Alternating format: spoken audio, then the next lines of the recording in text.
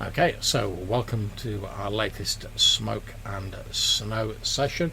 We're a couple of players down this session because Rob and Dave aren't feeling very well, so I hope they get better soon and can rejoin us. We're just going to fade their characters into the background for this session because I'm really not about that playing other people's characters' life.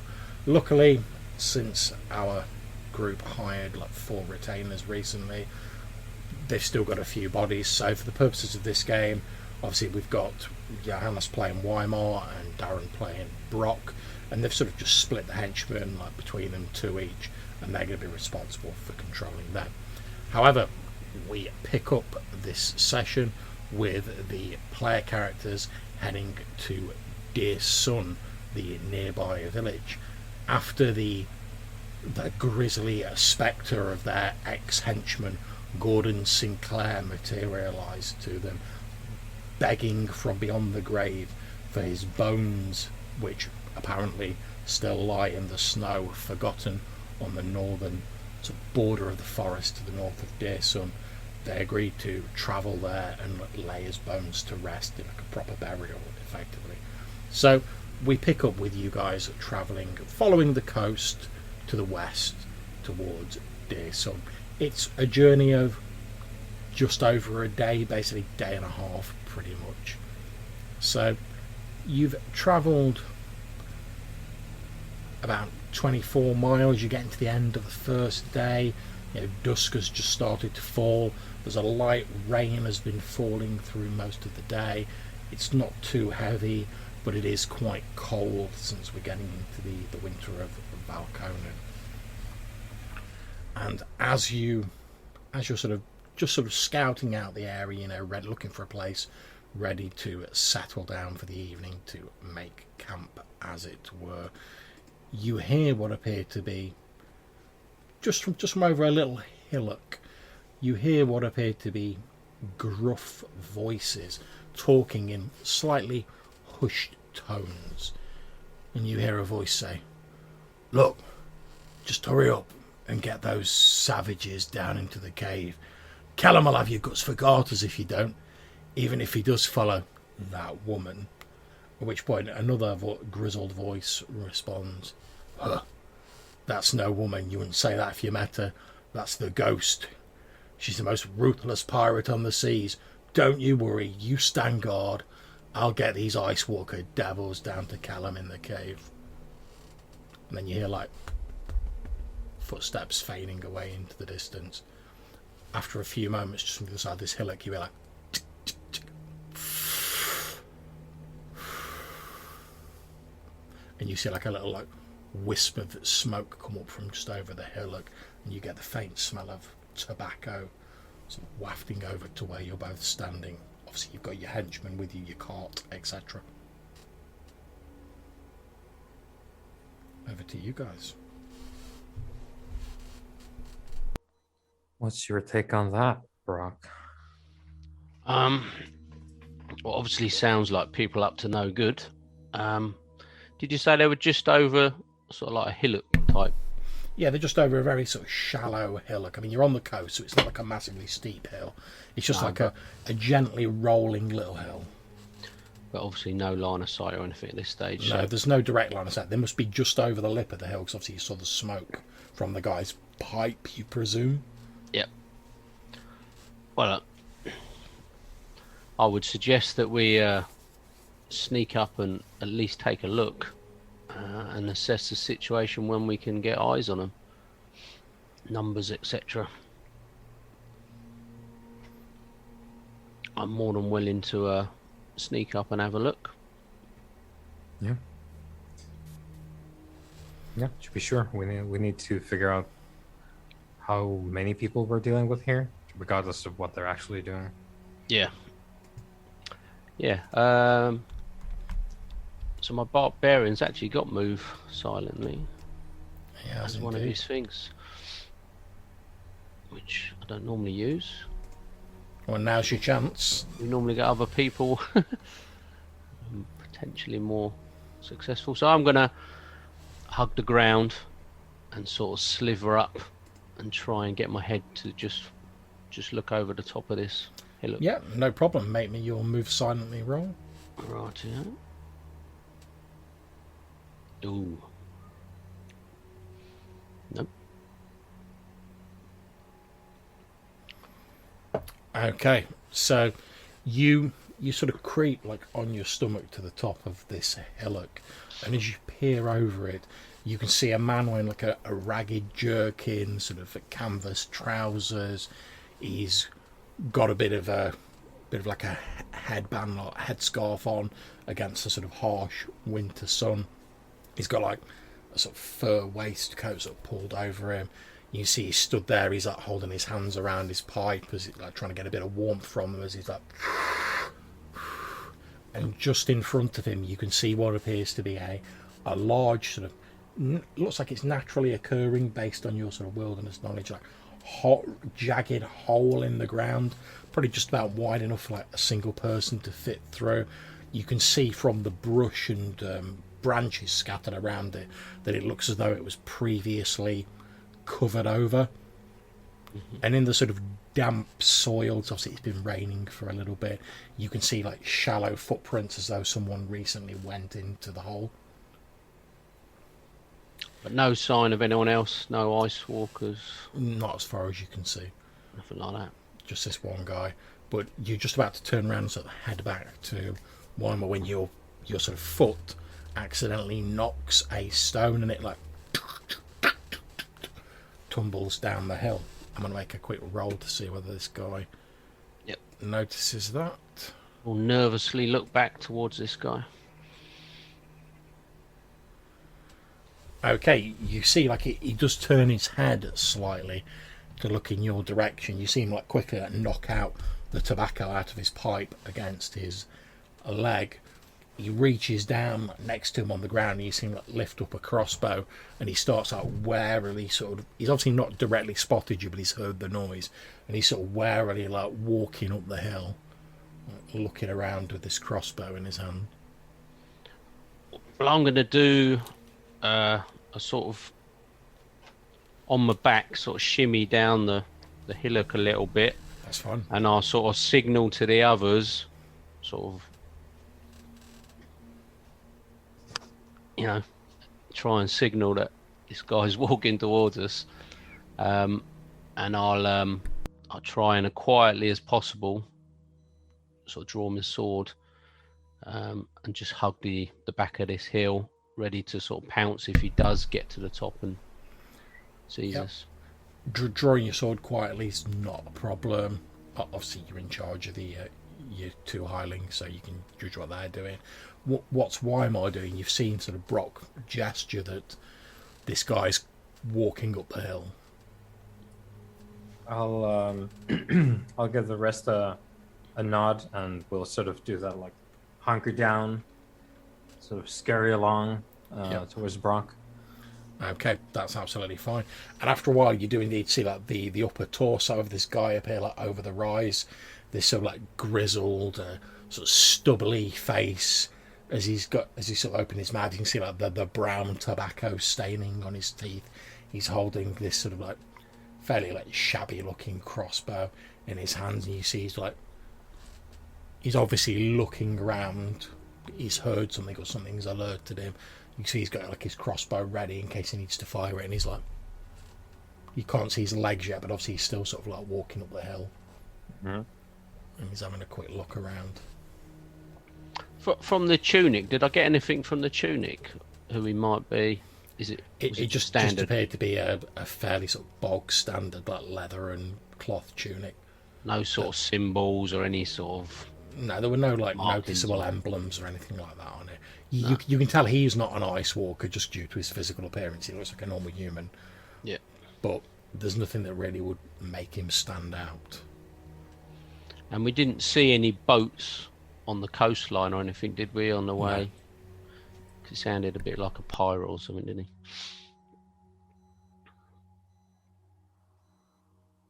he? No, you didn't notice any boats nearby. Okay.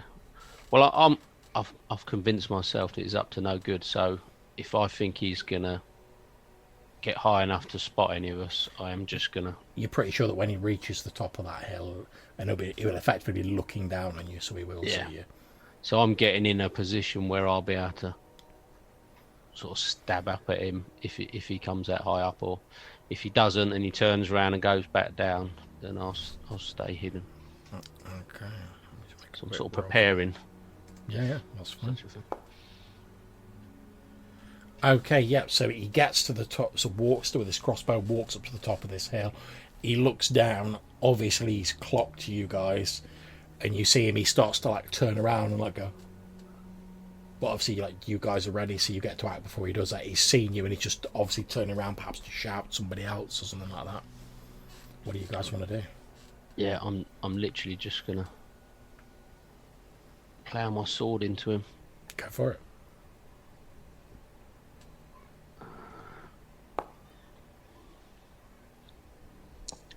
Not very good. Okay, that's not enough, I'm afraid.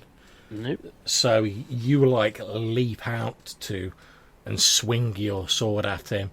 However, obviously he spotted you and he was expecting it, and he sort of like rocks back on his heels, sort of trying to bring the crossbow around. Yep. But obviously the rest of you guys get to go. So Brock, you can do your NPCs. Yeah. Okay. So what we'll do is we'll just do people's NPCs going on like their turn, just keep it simple. Yep. So Moffat will attack with his hand axe.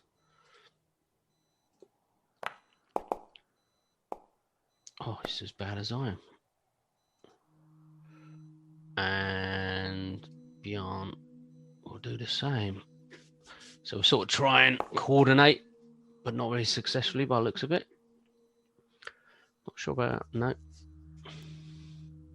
Okay, that is a hit. Oh, that one is. So what your hireling does manage to do him some damage, but it's literally like a grazing cut across his forehead, causing him to stumble back a little. However, since you guys have effectively got the surprise round, obviously Weimar, you and your hirelings get to go before this guy. Right, so longbow it is for Weimar. Okay, that's interesting. I'll need to redo my macros, I think. Okay. A little bit messed up, but here we go. 17. Ooh, that'll hit. Yeah, 19 actually. Yeah. Okay, so would you like to describe how you cinematically dispatch this guy with your longbow?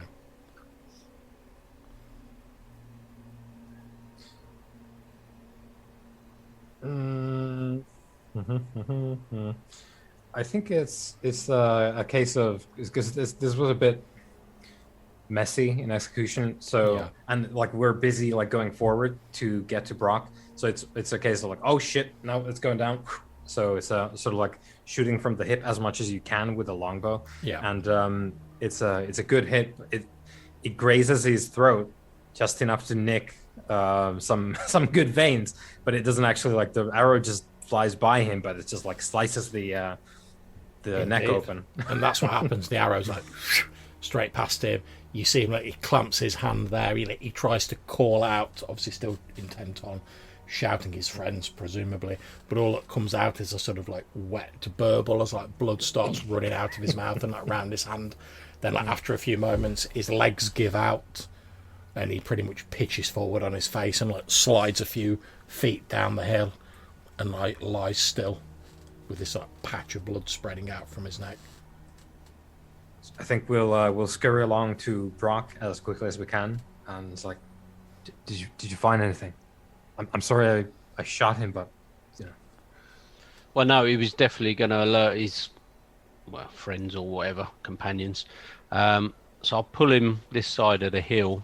Yeah, you drag him down, it's not difficult. And I'll just really roughly just sort of try and cover up what blood was potentially noticeable, but I mean, it'd be a bit of a crude attempt. That's fine.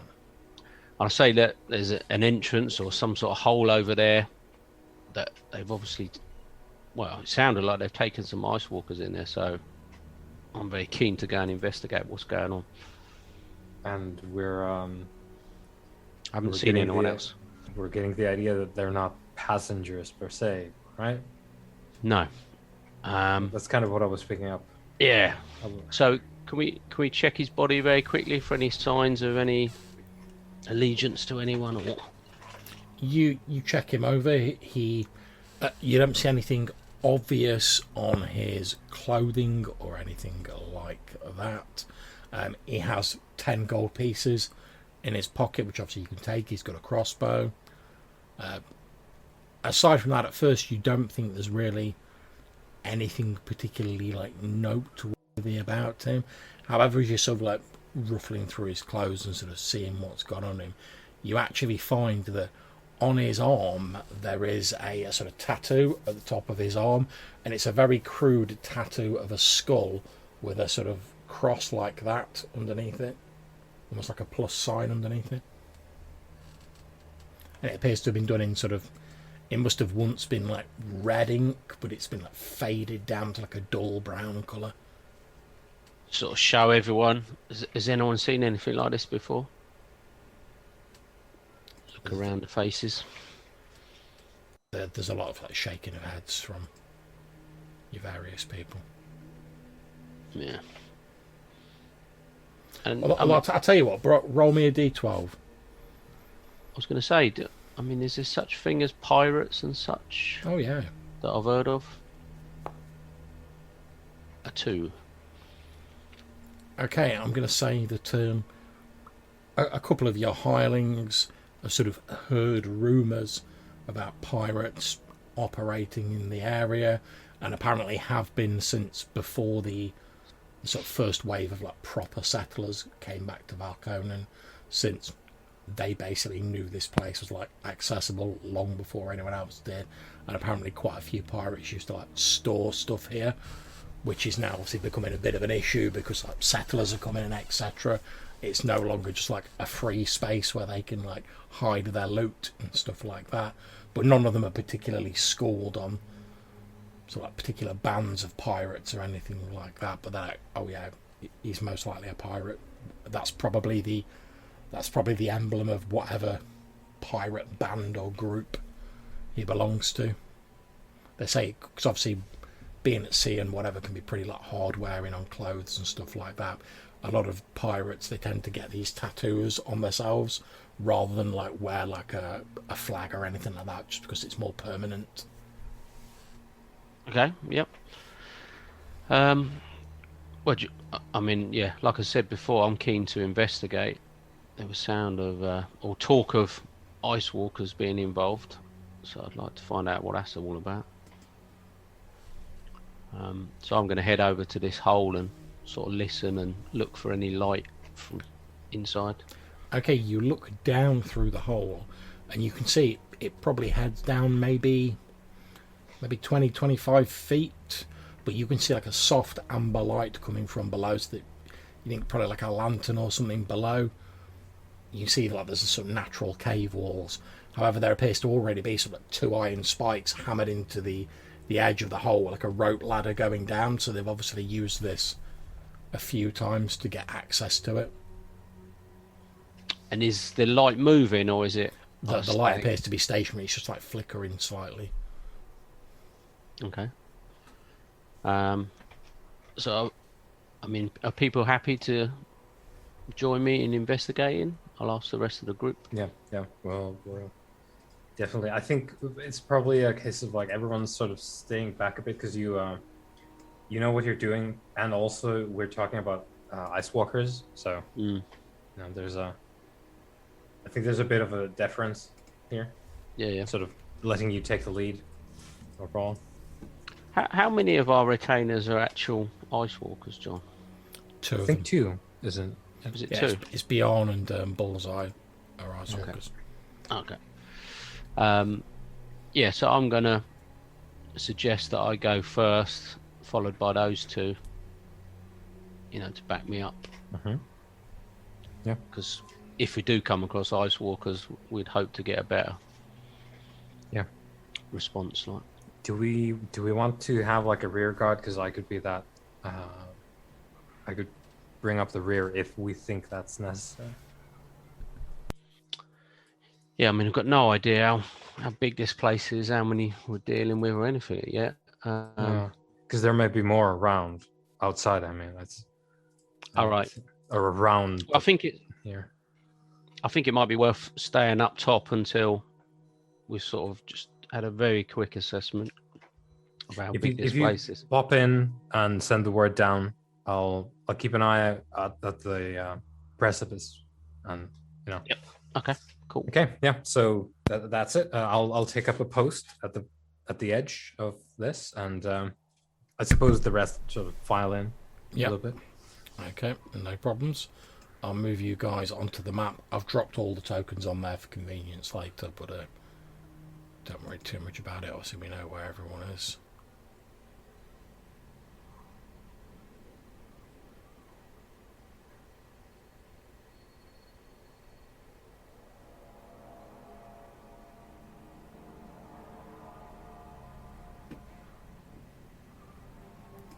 Just wait for it to move everyone over.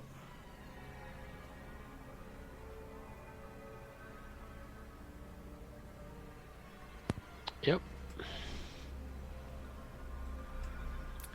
Okay, yeah, so you head down into this natural looking cave. You can see that nailed into a metal loop, like an iron loop, on the ceiling. A short distance away is a lantern which is sending out this flickering golden light. As you look to the west of you, you can see what appears to be a very chipped and sort of old statue. It appears to show some sort of like large serpent, but it has almost like a leonine face with like feathers around it. But the statue appears to be like very weather worn and damaged. It's quite damp down here in this cave, and you can hear like the sound of sort of like dripping water coming from nearby. In the sort of distance, echoing through the corridor in front of you, you can hear the sound of like distant footsteps and what sound like muffled voices. And that's coming from the east, is it? Yeah, that's correct. Yeah. And that, what we can see, is that from that lantern's light, or It is, it yeah. any other light? Okay.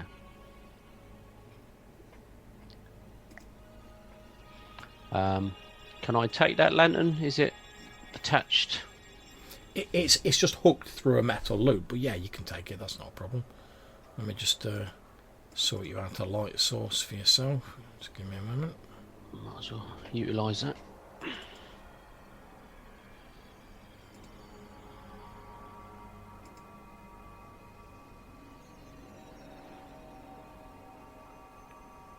Okay, so according to this, you should already have a light source on you anyway, so...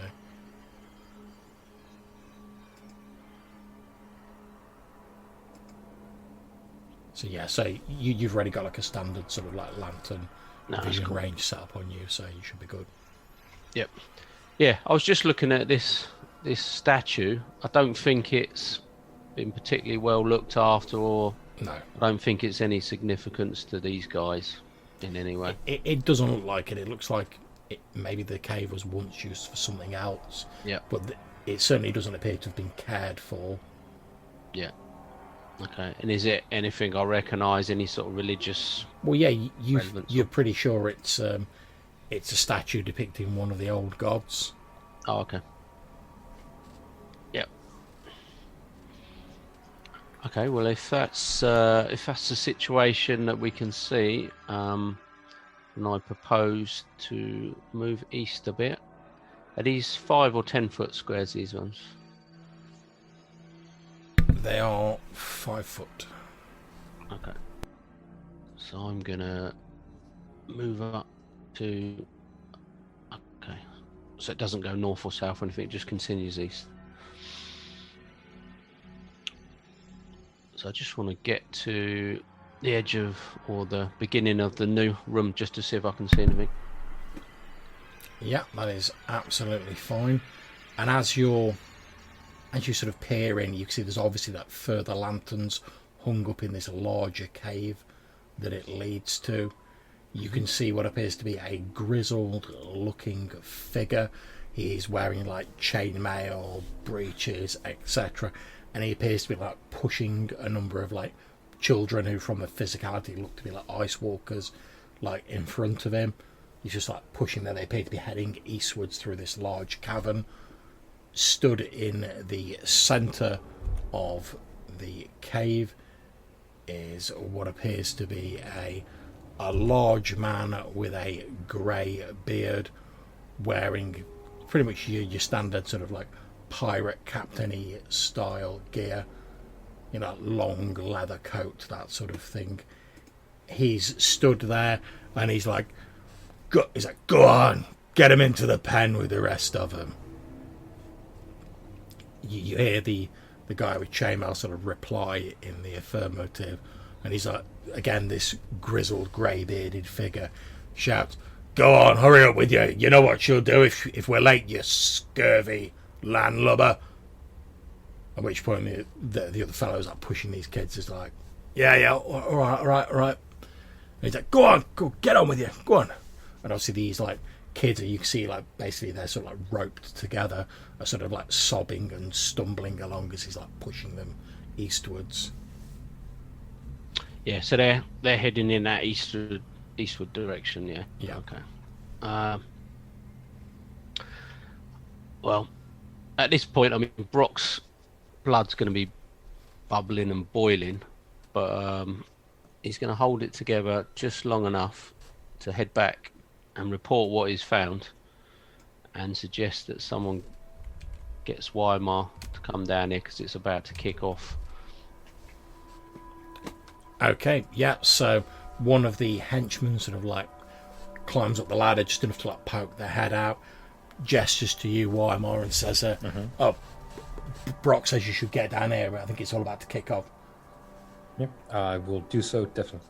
So yeah, no problem. You head down the ladder, you see the little cave, much as I've described it. So, I mean, it'd be definitely noticeable that Brock's sort of containing himself as best as possible. He'll be sort of paid while he's waiting for Weimar to get down these few stairs or steps or ladder, whatever it is. And he's sort of he's about to burst, so he's waiting. And as soon as Weimar comes down, he's going, "What are we going to do? I can only see two of them, but they've got a bunch of Ice Walker kids and they're putting him into some sort of prison or cage." Only two. There has to be more, right? It can't be 3 people operation. Well, he was talking about someone else. Or some woman, I think.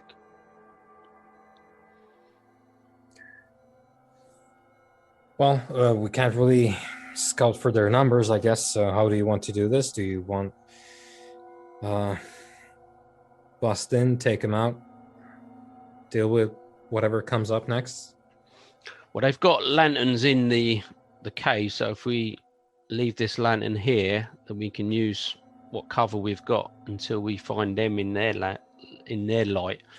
Use their light to sort of guide us and try and catch them off guard. Do you think they're, and I'll look round the others, do you think they're despicable enough to use the children as some sort of bargaining? Bullseye's like, wow, if they're pirates, I would think so, yeah. I mean, they're not exactly known for caring about anyone other than themselves. And obviously you see like Bjorn and like Bullseye are like pretty much raring to go as well, being Ice Walkers themselves. So I suggest me and Bjorn basically try and secure the children, or get between the children and these scum, whilst you guys with ranged weapons can try and take them out with the use of the darkness, shooting into the light, maybe. It's as best as possible. Yeah, no. And you all take shields and try and cover the cages, is it? What are the cages made of? I didn't actually get to see the cages, did I? No. He didn't say. Yeah. It's that, or try and sneak past and get to the cages first and try and I secure think probably rush in, just shock them, take them down.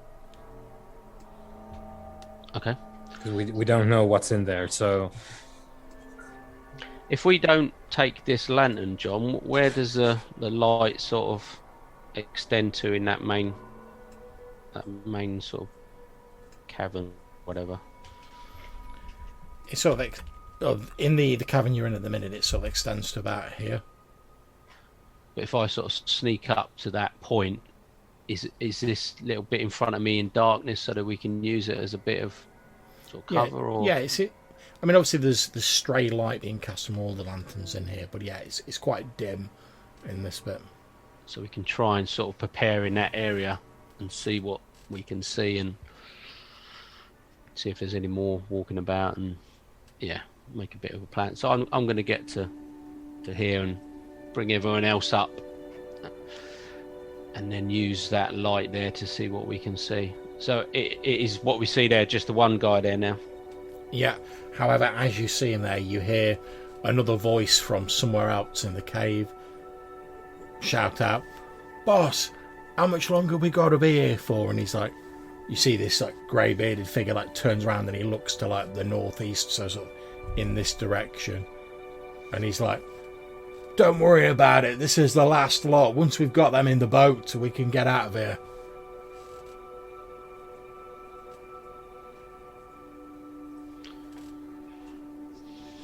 Get him into the boat. So that means there's some sort of underground river or something, do we think, that they're loading him into? Probably a grotto or something. They might have a small vessel inside. So time is definitely of the essence, or else they're just gonna And we probably have to... disappear. So we're gonna have to deal with the boat as well. I Well, guess I'd say, yeah. Yeah, go on. No. I was just thinking it's going to be about speed, isn't it? Because they'll see trouble kicking off over here, push the boat to water. We can't chase them, so what if yourself and Bullseye and anyone else that's got range sort of basically stands where we are at the moment, and me and Bjorn try and sort of hug the outside, use the dim light and stuff, and see if we can get around. I don't know how much light that lantern's giving off, but we can try it. sure. And if they see us, you can let fly, and we'll run and try and secure the boats. If we get through, then we might get a bit more of an advantage. Yeah, let's go with that. So I'll be here with Bullseye. We're gonna have the bows ready to go. I'll take Bjorn with me, and we're trying to hug that sort of eastern side of the cave, John. Okay. And try and sort of sneak along there. I don't know how high up that light comes, but we're going to try and hug the wall as much as possible and see if we can get around the corner and see what we can see. Okay, that's absolutely fine. Make me a move silently roll, Brock. Okay.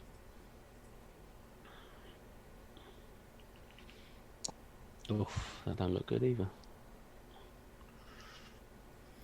Okay, so unfortunately you're not very quiet. I mean, it's quite difficult with all the loose rocks and rubble and stuff like that. But as you move around the corner, obviously you made a bit more noise than you intended to. The grey-bearded figure with the white brimmed sort of tri-corner hat who stood in the centre of the cave, he looks in your direction. You see, like, as he's like peering, he's obviously not actually seen you yet. He's just sort of heard the noise, and he's like, "Jones, is that you? Get a move on." Are we, like I say, are we in light at that point, or is he just sort of going by sound only? He seems to just be going by the sound. You can see he's obviously like squinting, like trying to see you, but presumably if he had seen you, he would have known that you're not where this Jones is. All right, so I'll make some shuffling noises as if I'm sort of trying to hurry up a bit, and I'll grab Bjorn. Go, and I sort of grunting a bit, and I'll just carry on and hug this wall. He's like, yeah, let's see your lip, Jones. Come on, we ain't got all day. We've got this last consignment to get to the boat, and then we've got out. You know what she'll do if we're too late with them. So I'm sort of on this corner, I guess. That's where I'm trying to go. Okay, no problems. As you sort of move further in, hugging the wall, you can see there's a number of these lanterns sort of like on poles throughout the cave. Obviously, this is something of an operation. They've sort of like lit the caverns. You can see there's obviously this grey-bearded figure. There's a couple of, at least 3 other figures that you can see sort of stood around him. Obviously, the floor's fairly uneven here and here. As you look across to the east, just here, you can see that in a sort of passageway branching off from this main sort of cavern, it looks as though someone's built like a very crude, like wooden plank wall to sort of block off the cavern, and then there's like a very crude sort of like wooden door that they've obviously built into it as like a sort of a makeshift way of like walling off part of this cave system, perhaps. Mm-hmm. Is it bars so you can see through it, or is No, it? it's just like a solid wooden door. Oh, right. You can see the guy who stood in front of it. He has like what appears to be like a large bunch of like metal keys like hanging on his belt above his breeches, and he's holding a crossbow. He's like stood there sort of looking around. And is there any movement at this point? Any sort of children being moved around, or the door's shut now? Is it? The door is shut. You can see there's like a shallow sort of groove in the stone, so it's obviously been opened and shut quite a lot, so over the years presumably. And you can hear sort of a slight sort of like muffled like knocking or banging sound from the other side of the door, but obviously you don't know what it is, and there's no sort of view window in the door. But do I hear any, what I'm assuming are pirate voices from the other side of the door? I'd say you can hear maybe a snatch of a muffled voice, but you're too far away to really tell it distinctly. However, as you watch, you see the guy who stood in front of the door, the one who has the keys on his belt. He like bangs on the door and then sort of putting his face really close to it. He shouts, "Hurry up! Start bagging it up! We're going to be moving out soon!" And you hear like a from the other side of the door. Hmm.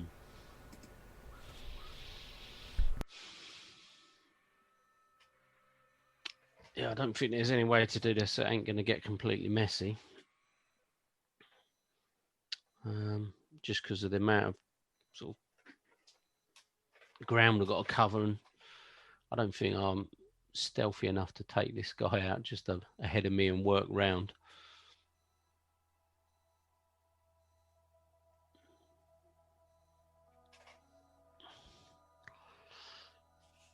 Can I see this guy just to sort of northeast of me? Yeah. Is he looking in our direction? You can see he's pretty much like the other people with crossbows. He's surveying the cave. He's obviously on whatever passes for like lookout duty. They appear to have like a number of people spaced out throughout the cave, and presumably more people in this sort of sectioned off bit of the cave just beyond to the east. Yep.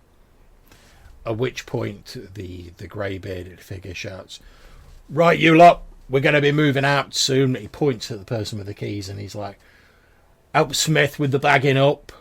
Then you go and get them and tell them to bring them urchins down to the boat. We'll see you there. Once everyone's gathered, we'll move out." And he starts like walking towards the southern end of the cave.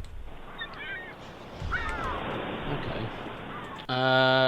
With that new bit of information, I'm wondering if they're going to bring him out and take him down to the south. So I'm going to try and just duck around this corner and just like hug the wall and just watch that lanterned area to see if I can see anything from any movement from that doorway. Okay, so keys. What you see is the person with the keys goes up to the door to take one of the keys out, like unlock the door. They swing it open, step through, and the door shuts behind them. However, when it's open, for a few moments you glimpse beyond it into like another sort of small cave, what appears to be another one of these like pirates who appears to be sort of like shoving gold and like various different items into like large Hessian sacks. And as just as the door swings shut and like you lose sight of it, the person with the key to him say, "Oh, Callum sent me to give you a hand with the bagging up." And then just from beyond the door, just as it's swinging shut, you hear like the sound of someone banging on wood, him going like, "Stop moving him out."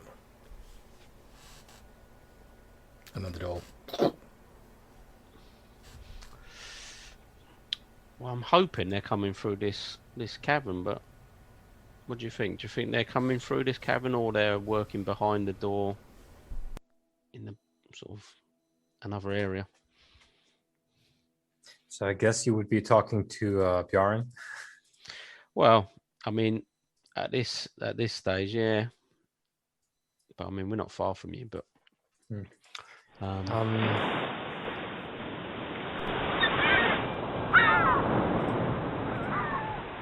they're moving south.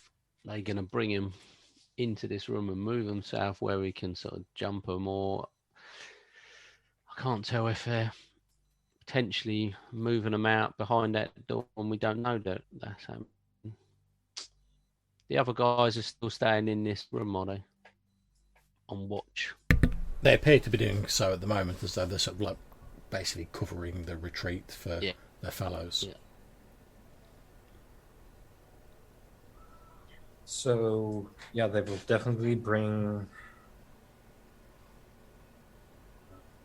them to the door here, right? The plank wall. Yeah. You think they bring him out and take him south? Yeah.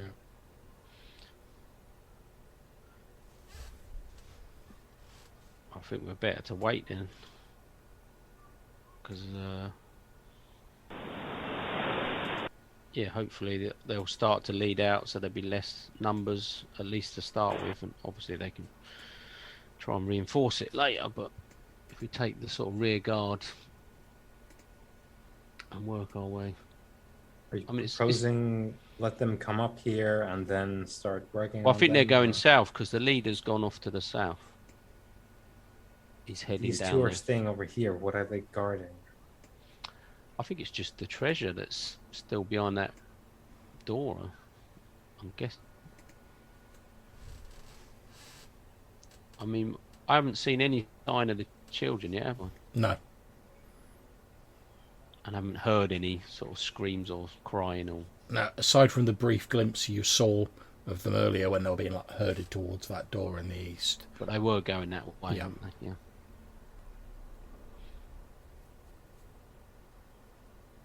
I can only assume they're going to try and ransom them off or something. Well, whoever the taskmaster is, he's probably not going to be far off from his paycheck. So, well, commission, whatever we would call it. What do you want to do? Well, like I say, it's whether they're coming back into this room and going down to the south, which is what I think they're going to do. I'm going to hold here for another couple of minutes and just see what progresses, what happens.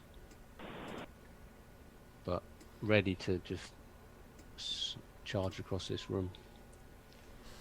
Okay, no problems. So you get yourself in readiness, and after a few minutes, again you hear the gruff voice of this bearded fellow who appears to be called Callum. You hear him from where he's moved south. You hear him shouting, "Go on, get in that boat, damn you!" So he's talking to people down at the boat side. Okay. Then you hear he's obviously like talking to somebody else next to him, and he's like, "Oh, call yourself pirates, they're only little, throw them in the boat. Lift them up and throw them in if you have to." Okay. With that then, I'm going to now use the west wall, and I'm going to try and hug that west wall and work my way down to the south. Obviously, there's a lantern there, but there's not a lot I can do about it. Okay, again, make yourself a move silently roll.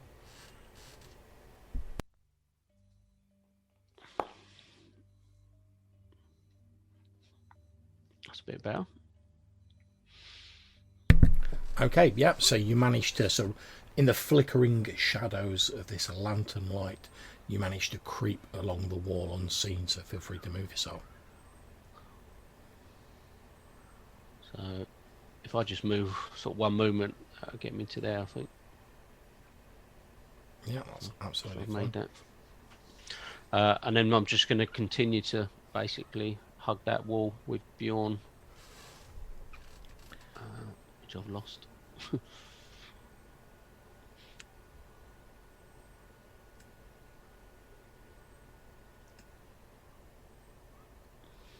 Okay, you want Bjorn moving down to you, yeah? Yeah, he's going to go with me, yeah.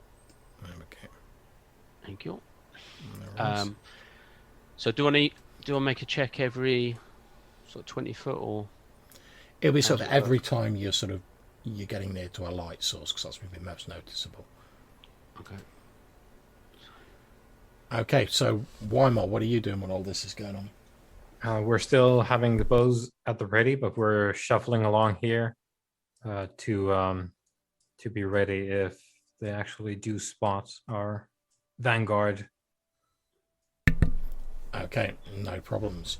So as you're doing this, from the south, there is a little bit of a commotion, and you hear Callum's voice shout, "What are you doing, man? God, don't let her get away!" And then you see a young woman with red hair, obviously an ice walker, so covered in like minor injuries, basically come running into the cave here.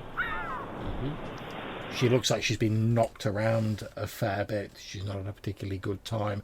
As she comes running in, sort of like looking around, a bit of panic on her face, perhaps looking for a weapon or something like that, you see the three pirates who are situated around this, like raising their crossbows up and like lining them up on her. Okay. Well, with that then, I've got no choice. I'm gonna run towards the nearest one to her, and I'm gonna just launch my spear at him as I run across the cavern. Yeah, no problems. So I'll just move first. Yeah, Yeah. I think that's right. 1, 2, 3, 4. Yeah. Spear. So that's medium range. Mm-hmm. That's no penalties, is it? No. No. Okay, so I'm just gonna, I'm gonna start running across, and I'll gesture for Bjorn to join me. Yep, so you hear like shouts of surprise from the pirates, as obviously you've dropped the pretense of subtlety and you sort of run across. Yeah. And I'm gonna launch it towards this guy over here. Go for it.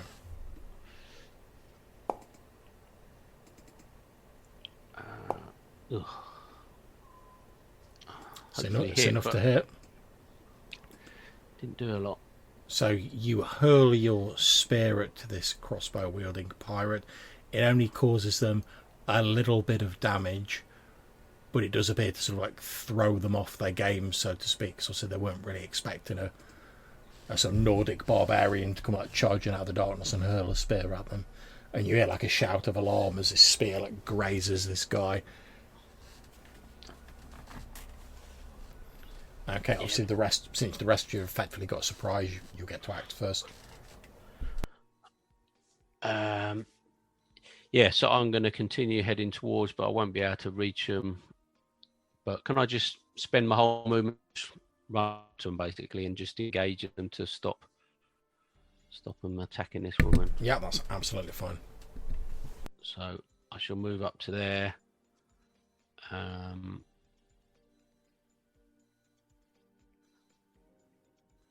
And I'm going to ask Bjorn to try and get her out, basically, or get her towards the others. Yeah, so Bjorn runs over to this obviously already like injured woman. He quickly, so she sees he's an ice walker, so she's like more well disposed towards him. Although initially she looks like quite frightened as he like runs out of the darkness, but he just sort of like nods at her, and then he like throws one of her arms over her shoulder and starts like sort of lifting her up as best he can to try and help her get away to safety. Yep. You can see she looks quite sort of like malnourished, and she's got numerous minor injuries over herself, so she's not in a good way. Yep. Okay, why more?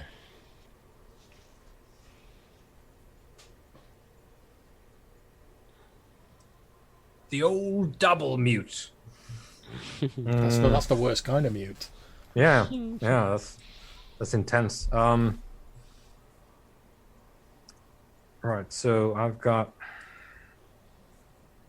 Need to revise my. So I've engaged one of them, but there's obviously these other two. So, John, it says on the sheet here, encounter movement rate 15.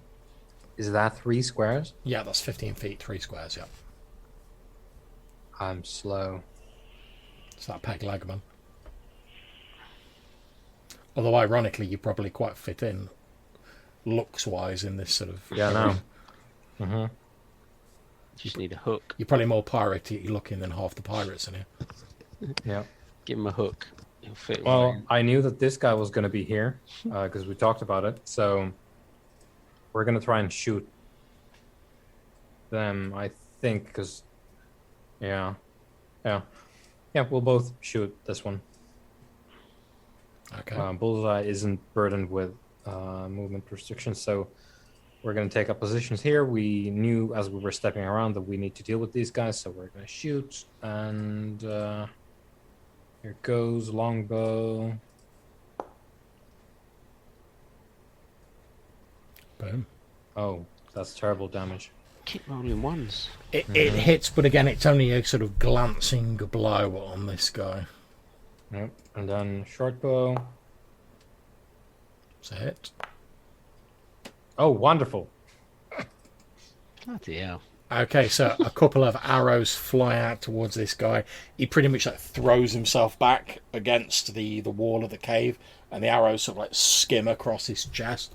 You see like a couple of like little splatters of blood, but like nothing life-threatening at the moment. Okay, so we're going to move on to the NPCs. So it's 3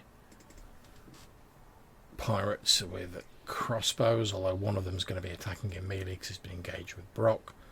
So I'm going to have one shoot at Bullseye, which doesn't do anything. One shooting at Weimar.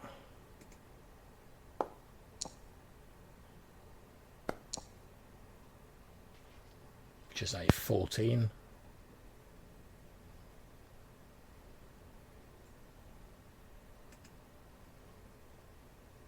Which obviously doesn't beat your armor class. So a couple of crossbow bolts fly in your direction, but you manage to dodge. Let me check something. Yeah, 14 just hits. Does it? Yeah, I had my shield on, which obviously I wouldn't with the bow in my hand. So Okay, in which case you take a mighty 2 points of damage as one of these crossbow bolts grazes your good leg. Okay, and then we'll do the one who is fighting against Brock, and he draws basically like a short sword from his belt and just like lashes out at you, Brock. Okay, yep.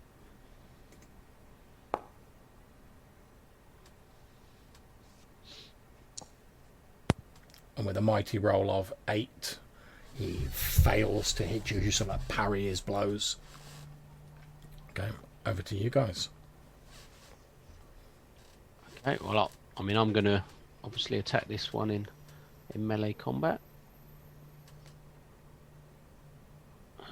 So I shall swing at him. Oh, Nice. Okay, yeah, so describe how you take this guy down. yeah, so he's obviously fumbling quite badly. He's dropped his crossbow. Yeah. He's took out his cutlass or short sword, whatever. And he's on a bit of a ridge up there. Yeah. By the looks of it. So I've just come running at him, and I've basically sort of hit him with my sword, but it hasn't done too much damage. But as I've done that, I've sort of barreled into him, and he's falling back, and he just cracked his head open, basically, on the rocks behind him. Yeah, he's borne back under your towering sort of muscle, and you basically smash him down into the rocks. His body spasms for a few moments, and then he lies still. Okay, obviously you've got beyond to do as well. Yeah. Do I just move him normal pace, or? Yeah, that's absolutely fine. Move him normal pace, and I'll move the woman up with him. Yeah. I think it's 20. Yeah. Okay, now as you're sort of getting a bit nearer to the southern edge of the cave, Brock, sort of from the south, you can just faintly hear what you think is the sound of waves. Okay. I'm trying to tune in for where these children are. Bjorn will ask the woman, where are the others? Where are the ice wall? She points towards the south and said, they were keeping us in a cell back there. There's another passage. They've got a boat down there. That way leads to the sea. And she sort of points down towards the south. Okay. Am I able to make my move then this turn? Yeah. Yeah. So I'll just start heading in that direction to investigate. Okay, no problems. Right, why more?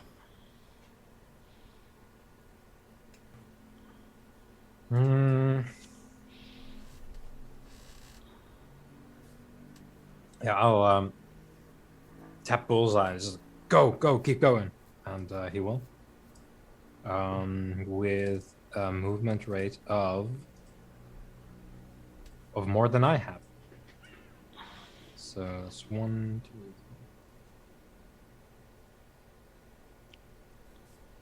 There we go. And he will also, as we go, I think he'll actually, before going, just take another shot at this guy. Yeah, I was going to say, Okay. shoot before, can he? Yeah. So, let's see, where are we? Short bow. Nope.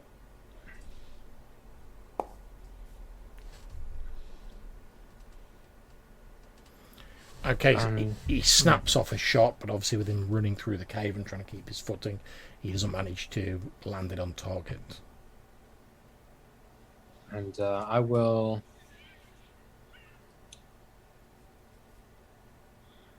step here and shoot this one.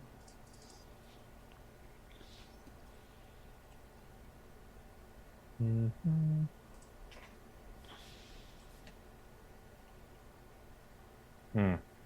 Great. It's still a hit. Oh. Blimey. They're not very well armoured. They're just like No. guys in like jerkins. And that is enough to finish this pirate off. So as you start running up the sort of like the rise towards them, your bow out, you sort of drop down on one knee, fire off an arrow. It hits them dead centre in the chest, and they sort of crumble down to the floor there. Their crossbow slipping out of their lifeless hands. A point of order. Where is Hannibal Purdy? I think I lost track of him. They're back near the entrance cave. I can bring them in if you want. That's not a problem. Yeah, to the at least around here. The entrance bit, yeah. Yeah. I'll bring in That's fine. A.B. or Moffat as well. There we go. Cool. Okay, so onto the NPCs. There is a creak as the door to the east opens, and the figure that you saw head through there earlier, Brock, comes running out, crossbow drawn. You also hear through the open door like the sound of shouting and footsteps sort of getting a little bit nearer, as presumably more pirates are coming to aid their fellows following the alarm being raised. Yeah.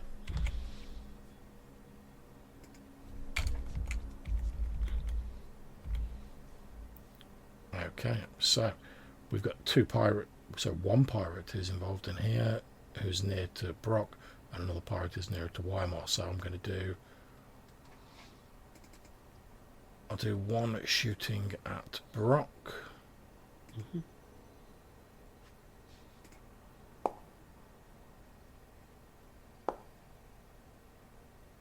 Okay, a crossbow bolt hits you for 1 damage, Brock, scoring a shallow cut across you. And then we'll do the one who's a bit further north against Weimar.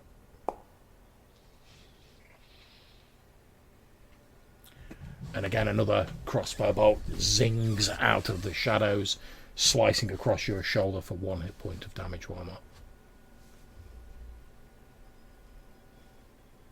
Over to you guys. Okay. Well, Bjorn's going to basically hand this woman over to Moffat. So he's going to basically come with me down to the south, hopefully with Bullseye. So he's going to tell her to sort of join the others up at the entrance to the cavern there. So he's going to move down. Okay, that's absolutely fine. He's just going to run down here, which is where I'm going.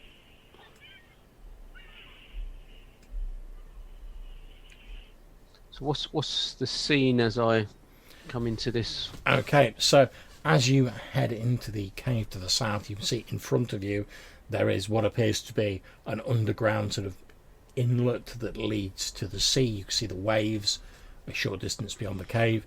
There is a small boat, like a small wooden rowing boat, pulled up into the cave. You can see there are what appear to be 5 very small children sort of huddled in one corner of the boat. There's 2 muscular looking pirates who are sort of like each taking a side of the boat and slowly like pushing it into the water. There's this Callum, this bearded man who stood there like, yeah, go on, get the boat into the water. And then there's also another pirate wearing sort of chainmail who's like obviously like watching the cave and like sees you approaching and sort of shouts as you run up as his fellows are like pushing the boat into the water. Yeah, so as I move down, I'm just going to try and bring this guy down, this muscly guy that's trying to push the boat into the water. I'm trying to cut him down so that he can't get the boat going. So I'm just going to take a hack at him. Go for it. Ooh, that'll do it. Okay, yeah, so spurred on by the righteous fury of the Ice Walkers, would you like to describe how with one mighty swipe you take this muscular guy down? Yes, I just come charging in, 2-handed sword. Obviously Brock he's quite sort of red-faced, especially for Ice Walker at this point, where he's got his rage up and his hatred towards these guys, even though he doesn't really know of them. So he's just going to chop into this guy's leg. It's just going to fall into the water, and he's just going to get sort of swept into the sea, basically, struggling and just bleeding out. And indeed, that's what happens. It's like a sheltered inlet, so he's not like immediately swept out. But as he falls in, you can see his body sort of like bobbing up and down, face down in the water, as you hack him down. So that leaves the other muscular-looking pirate, the one with the chainmail, and obviously Callum. And there's these small children huddled in the boat, so trying to press themselves into the side of the boat. Has it temporarily sort of slowed down the boat going into the water? Or? Yes, it definitely has. As this first guy's falling, you see the guy with like wearing the chainmail, the one with like the shield icon on him. He's like trying to like grab hold of the boat, but obviously he's got to step over the body and like he sort of pushes it further into the water with his foot to get it out of the way. And he's like grabbing hold of the boat, but he's like literally just grabbed hold of it now. he will be able to, on a following turn, start moving it again. But for the moment, you've arrested its progress. Okay. Okay. Why am I? So, I'll motion for Purdy to just go as well.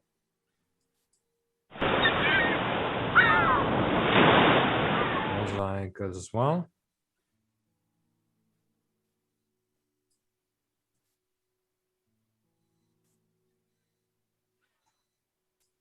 Can he take a shot at this guy?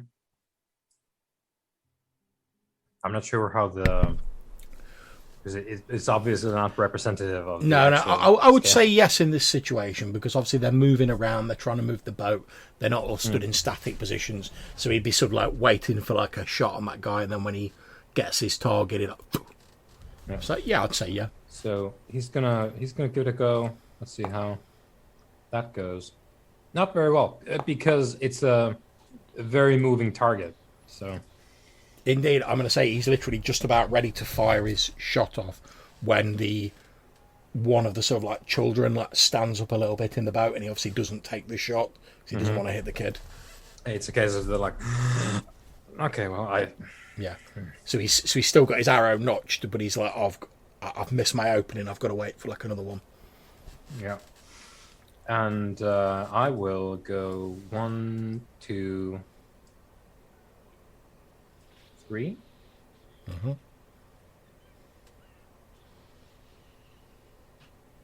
And I'll shoot this guy.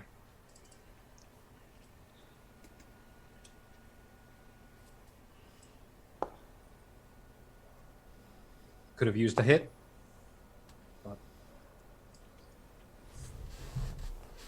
Okay, yeah. So obviously, given your sort of your mobility limitations, you're sort of struggling to keep your footing on this uneven, rocky, sort of multi-level floor of this cave. So you're finding it quite difficult. Okay. Any more for any more? Does Purdy have a... No. Oh, can Purdy run? Yeah. Okay. If he doesn't want to attack, he can just move double his move. No, he only has an axe. So 1, 2, 3, 4. Yep. He's pelting it. Where's the boat? Okay, no problems. So we go on to the NPCs. So these two are going to run up and attack you. And we're going to have some more coming out of the door here.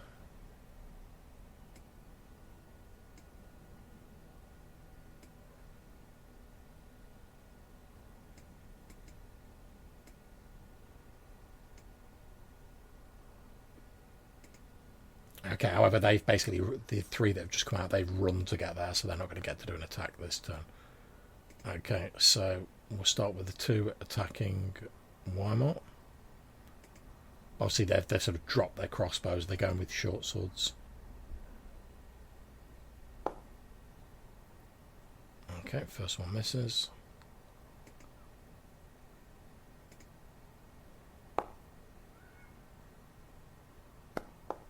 Second one misses.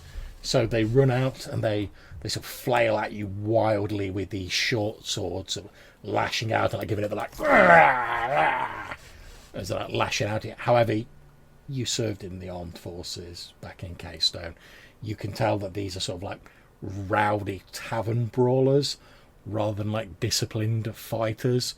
So although you're pretty sure they could do you some damage if they hit, you manage to evade or parry their blows, because you can tell they're not sort of soldiers, they're more sort of like buccaneers and brawlers. Okay, so down here, Callum is going to step up to Brock. As he does so, he draws what appears to be a sort of quite a long sword that has like a bluish white blade on it. And as he draws it, he goes, "Oh, and Lake Finder here will be the last thing you ever see." And he lunges towards you, swinging this blade.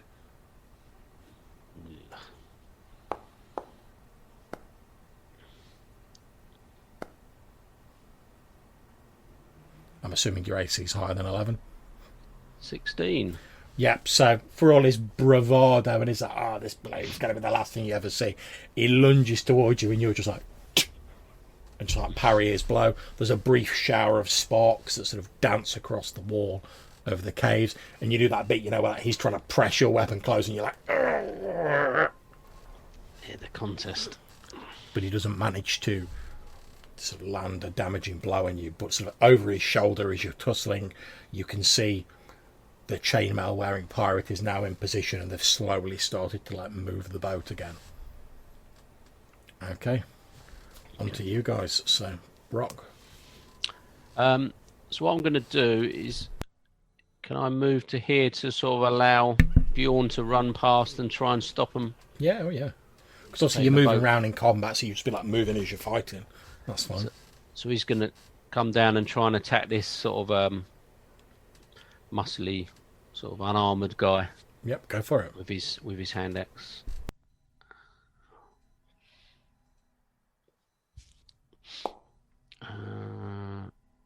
What's that?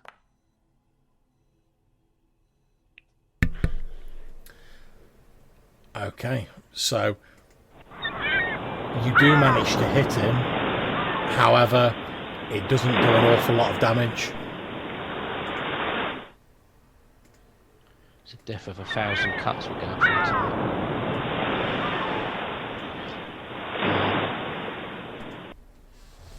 Is that guy close enough for me to have a swing at him as well? Yeah. Yeah. So I'm gonna try and fend off this captain or whatever he is, whilst trying to stop him taking the boat. So I'm gonna sort of turn and try and take down this muscly pirate instead.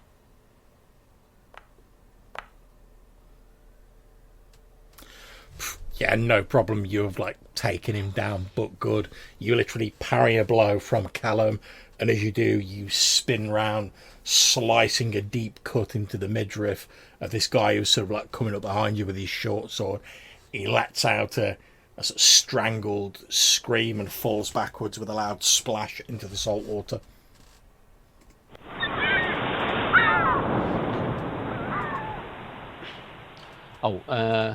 I've got Moffat up the top. He's gonna come forward to try and assist Weimar.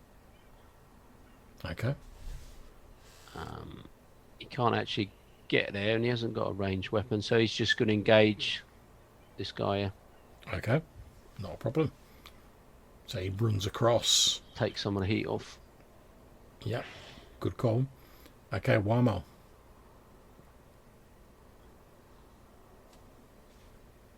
Okay. Gonna switch to take out the shield, and then the dramatic reveal of the sun sword. Wah! Indeed, the cavern is suddenly blazoned in the golden light of the morning sun as you draw the sun sword. And this loud, booming voice is like, "Now we'll see what's what here, you pirate scum!" And I'll give this one a what for? Let's see. Okay. No. Damn it. No. Okay, perhaps warned by the exclamation of the sun sword, literally as you draw it out, this pirate's already throwing himself to one side. So as you swing it in a glittering, sort of daylight strewn arc, he throws himself to one side. And I think I'll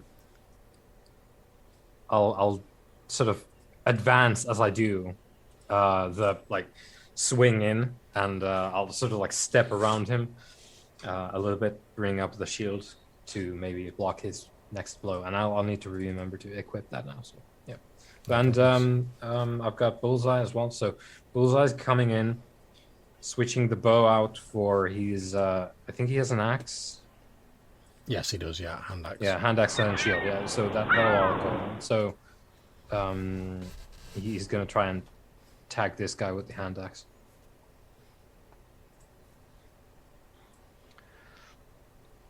Well then, Oof. that would be a bullseye. Damn! That's max on both dice. Yeah, so Bullseye steps up and he delivers like a horrendous blow to this Callum. He seems like a little bit tougher than the rest, so it doesn't like take him down in a wanna, but you can see there's like a deep sort of wound in his side where Bullseye's like sunk his axe in and then pulled it out. You can see like blood sort of seeping down his grey cloak and onto his breeches as he sort of like staggers back, one hand holding his sword, the other like clasped against the wound in his side as he's like, "Ah!" Yeah, I think there's that same kind of like it's an ugly, grim determination that probably Brock has, and Bullseye has it too. And like when it goes in with the axe, slips in between the ribs, comes back all bloody. I think Bullseye's getting into the spirit of things now. Yeah, you're getting down, so he's like takes the axe, is like licks it a bit like yeah. I got the taste for you now, and he's coming in with a second blow. Callum staggers back and he's like, "You damn ice walker savages!" Okay, any more before the NPCs go? You've got your other one, and you. Oh yeah, Middle of the Birdie cave. is also coming in. 1, 2, 3. Oh, You're not worried about all them lot at the top. Well, a little bit, yeah. I guess seeing the like Bullseye is just wading in and just knocking Kellum about like it's nothing. I guess Purdy might be I just think it might be better to checking out. reinforce. So one is going to do a bit of like this. 1, 2. Yeah, he's coming over there. Okay, that's absolutely fine. Okay, so we'll go on to the NPCs then. So these three are going to run across. I'm going to one go for Purdy because obviously he's running up now. So we've got the 2 on Weimar. Again, both using short swords.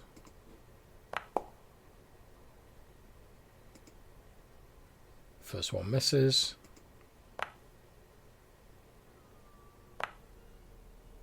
Second one misses. So they have, again, they swing at you, but they're such undisciplined fighters that you don't have any trouble parrying their blows. Okay, so the 2 on Moffat.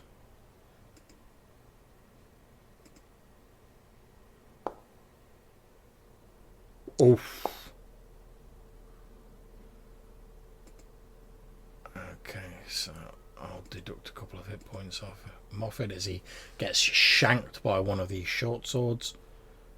The second one on Moffat.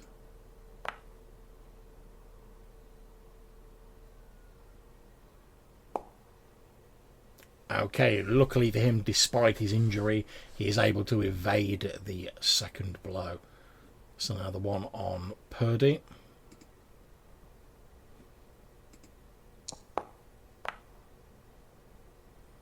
Hits. Okay, so you hear a scream as Hannibal Purdy goes down as he gets shanked by one of these pirates who literally comes in under his guard and like jabs the short sword up between his ribs. More fury. Okay, so I'm going to move on to the guy with the chainmail down at the bottom, who is going to attack Bjorn.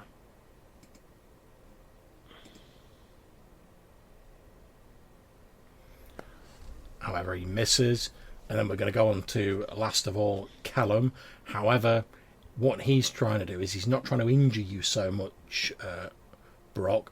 He's basically trying to, like, force his way past you towards the water. So, basically, what I'm going to say is if we both make a strength check, yep. Obviously, if he succeeds and you fail, he's made it past you. Okay. He's failed anyway, but... Okay, you have succeeded, so I'm going to say, if you wish, you can cause him D3 damage as he's trying to sort of push past you. You know, you're getting like a cheeky shot or something like that. Would certainly love to cause him D3 damage. Only one. Still, every little counts. Yep. So yeah, he's trying to shoulder barge his way past you. Obviously, in a bit of a panic now, he's been injured, trying to get to the water, and you sort of push him back, catching him with the tip of your weapon as you do so. Yeah, I grimace at him and just, you're going nowhere. And just pin him back. Yeah, no problem. He's now trapped in the unenviable position between yourself and Bullseye. You can see he's like got a bit of a look of panic on his face. He's sort of like glancing around, obviously trying to look for like where he can go, but there is nowhere he can go. He's got to go past one of you if he wants to go anywhere. But before he gets a chance to do that, it's over to you guys again. Okay. Yeah, well, I'll go first. I'll attack this captain guy and see how that goes before Bjorn. Curses.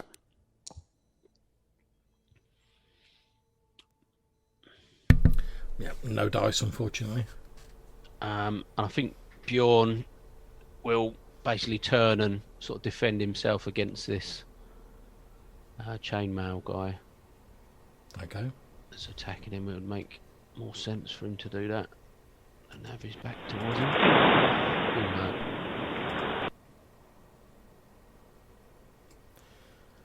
no. Okay, so Bjorn lashes out at him over the blow, sort of scrapes off the chainmail that the guy's wearing over his shirt and doesn't seem to cause him any damage. Okay, Weimar. All right, so up here, these two currently menacing me. They seem to be. They're both with short swords. Yep. Swing at this one. Okay.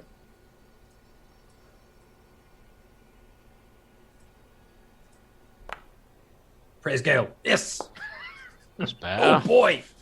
Oh boy. Okay, would you like to describe how you literally annihilate this person where they stand? Is this like a stick with a lantern on it? Yep. So I want to say like we're fencing back and forth, and he sucks, so he's a bit wild. So he ends up like grabbing it, and he's like, "Oh, I've got a thing I can fend this guy off now." And I want to say like he's like taking the lantern with him and using it as like you fight me. And, yeah, he's like grabbed the pole with the lantern on it. He's like, back, because he's got reach now. But I've got a sun sword, so like hit the lantern, and just the oil just ignites, spews on him, and there's a brief but horrifying scene where it's like burning from head to toe. It's like shrill shrieking. And indeed that's what happens. So Brock, from where you are back in, you sort of hear this horrendous scream. You glance upwards back into the main cave, and for a few moments like illuminated by this like burning sort of like almost Wicker Man-esque like shadow within this fire, you see this like figure flailing around on fire. So it runs around for like what seems like ages, but in reality is probably only a few moments before just like the pain and the shock kicks in, and it just like falls to the ground, still burning.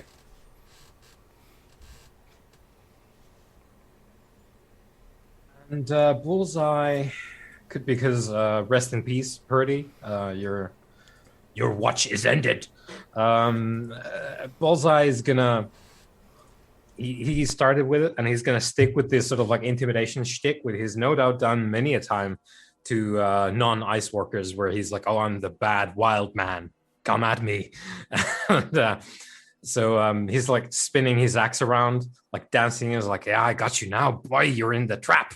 And yeah, he's gonna take another swing. And axe melee, yes. Come on, no. Well, it goes overboard with the theatrics. It's more about the swinging rather than the hitting. Yeah, like you say, he's got a bit carried away with his intimidation, so he doesn't manage to land a blow yet on Callum. Okay, any more before we go on to the NPCs? Oh, Okay. I've got sorry, I'll muff it up the top, haven't That's I? all right. Go for it. Yeah. So he's going to attack the one directly in front of him Okay. to the east. I forgot him. Oh, nice.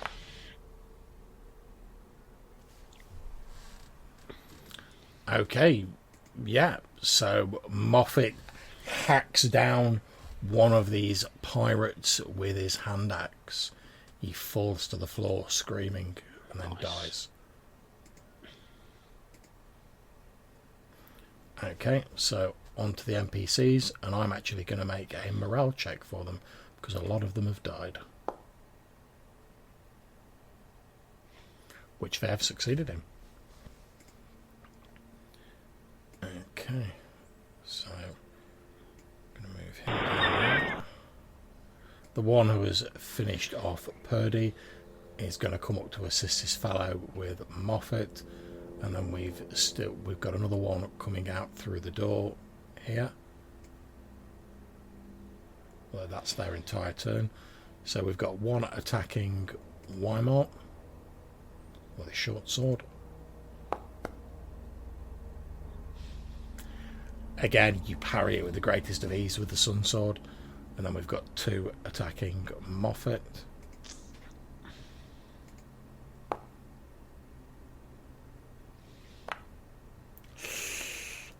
Okay, yeah, Moffat goes down as these two pirates just sort of overbear him and stab him repeatedly with their short swords. Okay, so then we've got the chainmail guy down here who's going to attack Bjorn.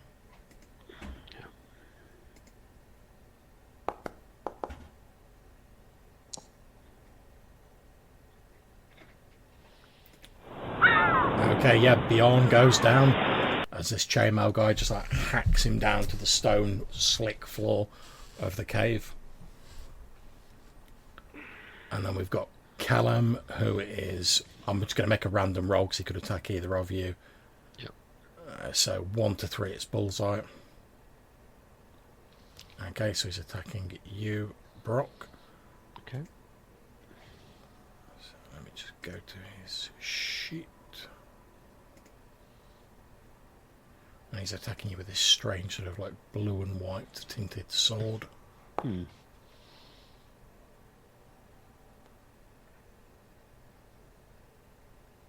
Which he misses. It's a 10, so he swings the sword towards you, and you duck. It strikes the cavern wall behind you.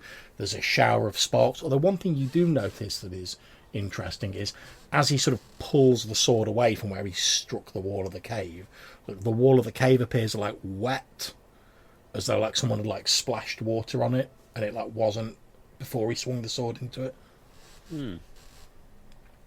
But yeah, you've ducked and evaded his blow. So it's back around to you guys again. The tide is turning somewhat. Okay, well I've got to continue to attack this guy before this chainmail guy gets involved. Oh, miserable. Okay, you don't manage to land the blow on him. And both my others are out of action. Okay, so it's on to Weimar then. Right. Well, there's next next up this one.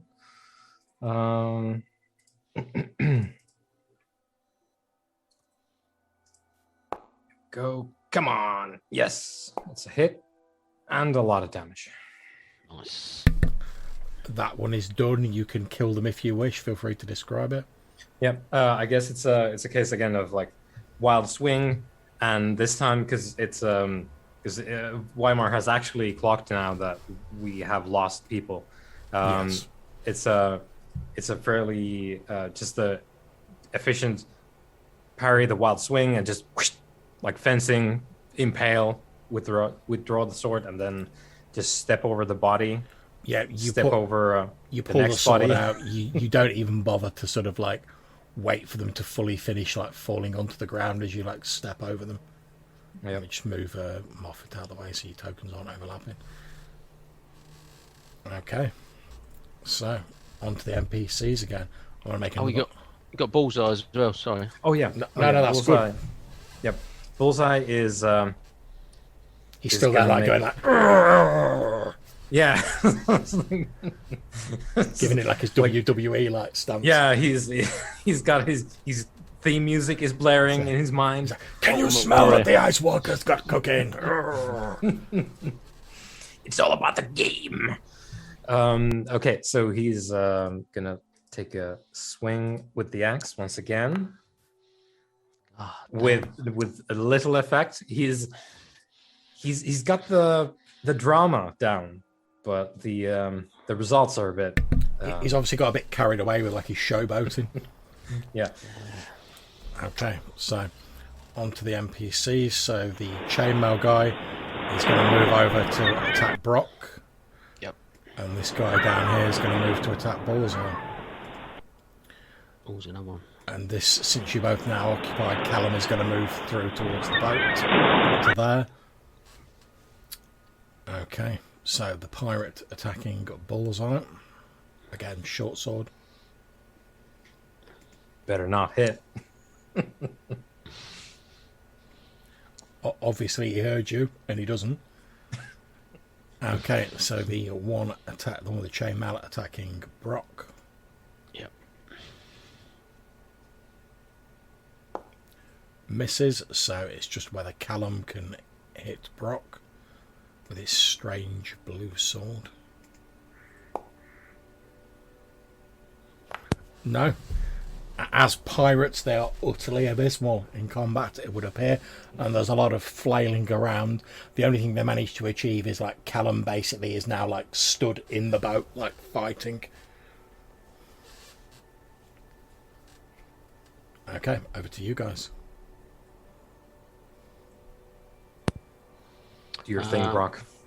Yeah, I'm thinking we want to try and reduce the numbers down here, so I'm gonna take a swing at this normal pirate behind me, and then Bullseye can sort of help step up. So I'm gonna swing at him. Oh, god damn it. He's gone into a rage. He can't control his sword properly. That's it. And that's my only man. Okay, All right. Again, this guy is next in the grim work that we do here. Step up in line. I guess that's a hit. Yeah, it is indeed. It's not enough to kill them, but you have done a serious injury to them. Yeah, I'm gonna say because it's been a theme here. So their technique is abysmal, just non-existent. So I want to say that's a parry as well from Weimar. You come in with the thing, he parries it with enough force that they like smacks themselves in the face with the sword. No, Flaming sword ain't gonna help, is it? Okay, any more for any more? Yeah, and then Your man down apparently the the WWE show that's happening That's it. next to the boat. Bullseye like reveals this like huge golden belt he's wearing. Yeah, rips the skin tunic that he has. That's it. Yeah, Does he have like No. Hulk Hogan? yeah. bottom. Okay. We need some finishing moves down here. To be Yeah, fair, I we- can't believe no one said you can't smell what the Brock's got cooking. To be fair, but Oh yeah. Yeah. We need to. It was a fun campaign, but we failed terribly with our references here. So, hand axe. Here we go. Hit, please. I think he Maybe- gets a bonus. Yes. that is indeed a hit. Describe how Bullseye takes this pirate down. The pirate kind of came at him from around the corner because he was so focused on Callum. Yeah. And again, comes in with the just rabid attack, which beats him back. And I think that's when he gets serious, actually, and manages to push the guy against the wall with his shield, and then it's a gruesome axe shanking against the wall as he like pins the guy in place and just. Indeed, that's what happens. There's only the pirate wearing the chainmail and Callum in the boat now. He's gonna stride forward. Okay, let me just move that dead token out of the way. There we go. Okay, so NPCs. Right, the chainmail guy is going to attack you, Brock. Again, using his short sword.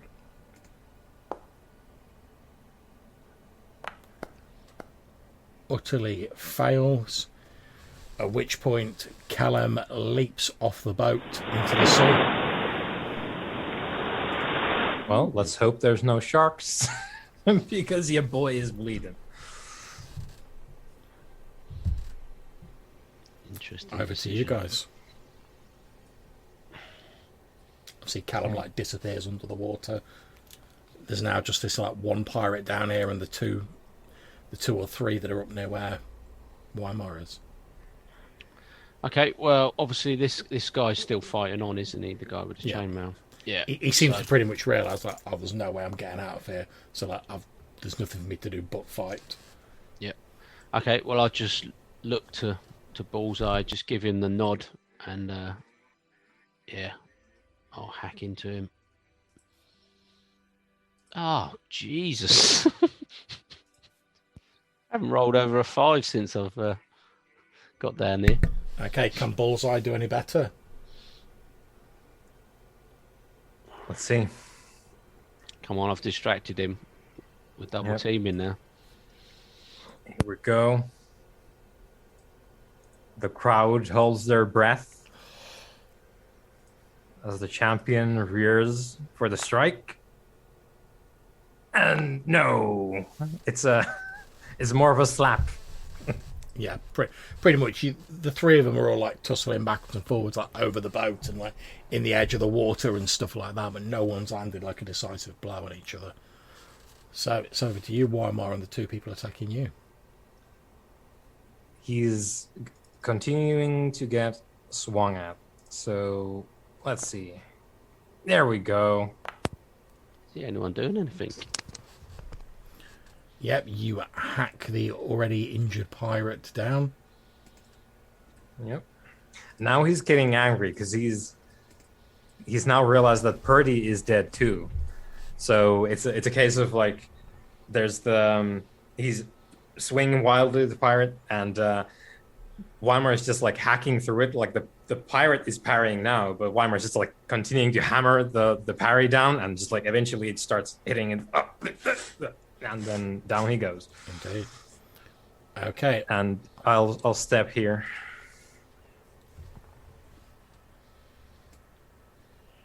Yep, no problems. So, on to the NPC's turn. So, the one at the top has just come out the door, is going to run to here. So, running around the edge of the combat. The one who's fighting against you, Weimar, just like throws his short sword down on the ground and like holds his hands up and says, I surrender! I surrender! We'll leave the resolution of that to my turn. Indeed. He's obviously just seen you with like magical sword, like in a wanna, just like hack down his mate, and he's like, nah, man, yeah, nah, I'm good. How, like 3 guys in like 12 seconds or whatever. He's just basically seen you like carve your way through all his mates, and he's like, no, I'm not getting paid enough. Yeah, it's like, nope, thanks. It's just a pirate production line. Okay, so the guy with the chainmail attacking Brock.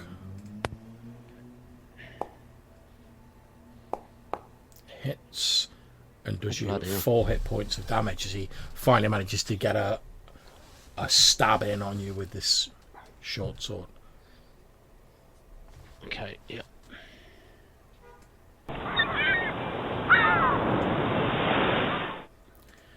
Okay, as you're sort of watching over his shoulder, as you're sort of reeling back from this blow, you see like a short distance out to sea. You see what appears to be like some sort of like grey animal, maybe like a seal or like a manta ray or something like that. Sort of briefly, sort of like surfaces in the water and then like disappears under the water again.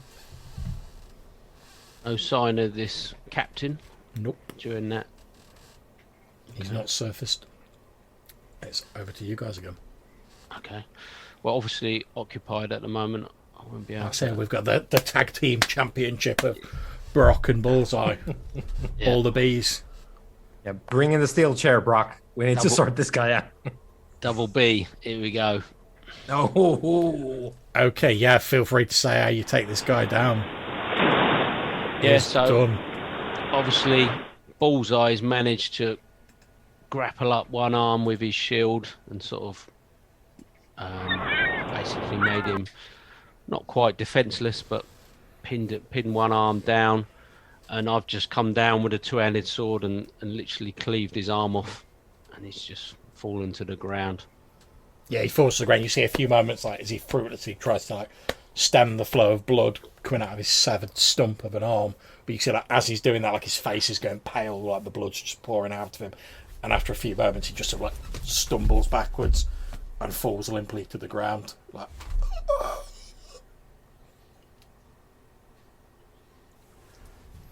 and he is done.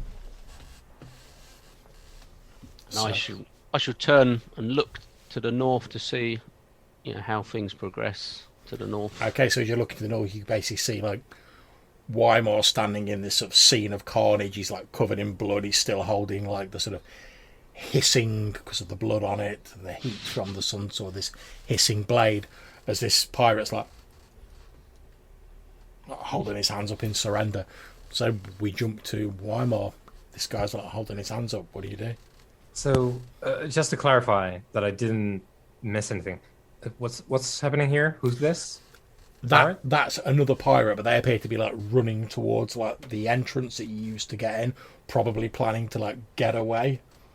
Yeah. They're just like running. They're like not even like looking at what's going on behind them. They're just like, I've got to get out of here. Like everyone's dead. I've got to get out of here. I'm gonna point the sun sword at the pirate in front of me. Yeah, he's like, Yep. I'll like make a downwards motion, and I'll drop my shield with the shield hand, draw the pistol. I'll take a shot at the one who's running for the exit. go for it.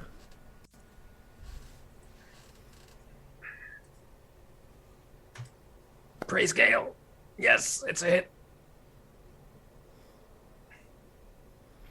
Okay, so as this person's like running away, obviously planning on trying to get out of here, your shot hits them in the back of one of their kneecaps. There's a loud and a billowing of sulphurous smelling smoke in the confined auspices of this cavern. You see it as pretty much this shot like annihilates their kneecap. They're not dead, but they're like, like fall to the ground. You can see like basically one of their legs is ruined. They're still alive, but like barely. You're like looking at how pale their face is. You're like probably like a strong breeze could like finish them off now, but they're still sort of like on the ground, just like, trying to like crawl away, but they ain't getting anywhere fast. And I'll turn back to like slinging the pistol back into the sort of bandolier that I have on the chest here. Yes. Feeling lucky, punk. No. I'll turn back to. Yeah, he's still on his knees, one. like. Yeah, and I'll. Is there more movement? Like anyone spraying up from anywhere? Not as far as you can see. Yeah. So I'll say to him, like, is there more? He sort of, you see him sort of like look around. Obviously, he's like a little bit panicked, and he's like, "No, I don't think so."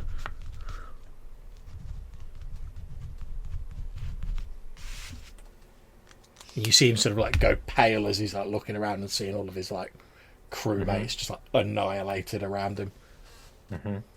I'll say to him like, go down on your belly and put up your hands like this so we know that you're one of the live ones. Yeah, he does that. He doesn't even question it. Yeah. He just does it. And I'll remain alert, survey the surroundings, because I don't know what's happened at the sort of dock down there. So I'll just stick around until... Just give us a second. Someone's knocking on the door.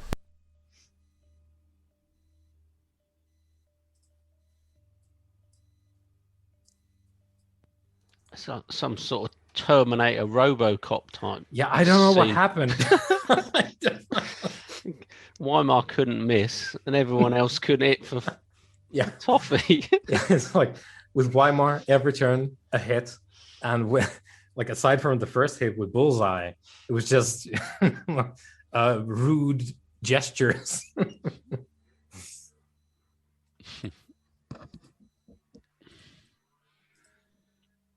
I don't know what this captain's up to.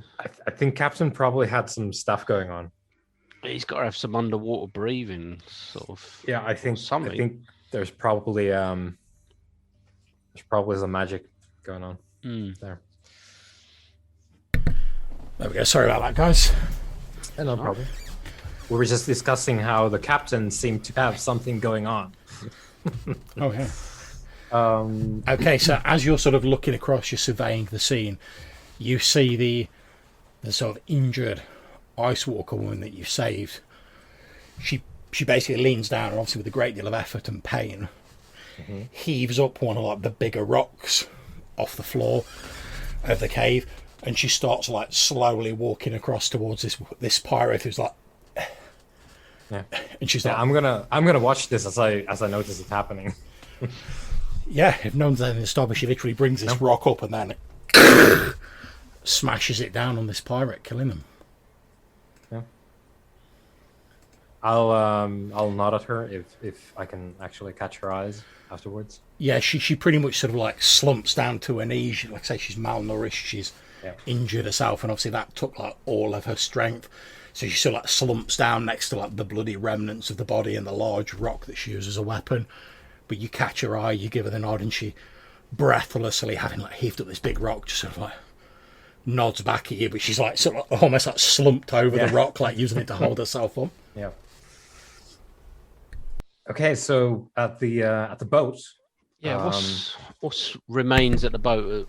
The children's still there. Okay, yeah. In the boat are 5 ice walker children of varying ages, all sort of like 4, 5, 6, 7, very young. They look a little bit malnourished. Some of them have got bruises on them. They've obviously been ill-treated. They're obviously absolutely petrified, given what's been going on around them. So they're very quiet. They're also like huddled together, sort of like shivering in this boat. There's nothing else on this sort of waterline, or this little... You can't see anything else on the waterline. However, as you sort of like move a little bit closer to the boat, and you're sort of looking around, you can see that further along to the east there is like another passageway, which is presumably where the other pirates came from. Oh, okay. Well, I'm gonna put all my weapons away and sort of carefully, calm down and lift out these children. If they've got any sort of bindings, release these bindings or undo these bindings. And yeah, they all appear to have like rope around their hands, and they've been sort of like roped together in like a line. Yeah, but so yeah, you can easily like. Yeah, I'll undo it rather than cut it. Yeah, that's try fine. And reduce any sort of fear factor with knives and stuff. Yeah, no problem. Sort of lift them out, and I'm going to move back into the main sort of centre of the cavern with the children, obviously making note that there's this other entrance, but I want to go and see what's happening up here first. Okay. I'll check Bjorn. He's gone. On the way past. Obviously come back to deal with burials and such after the immediate dangers and stuff have passed. Yeah, obviously feel free to move yourself. We're not in combat rounds now. Yeah, as you're sort of like walking through the cavern, you can see obviously the ice walker woman sort of leaning on this rock where she's obviously killed one of the pirates.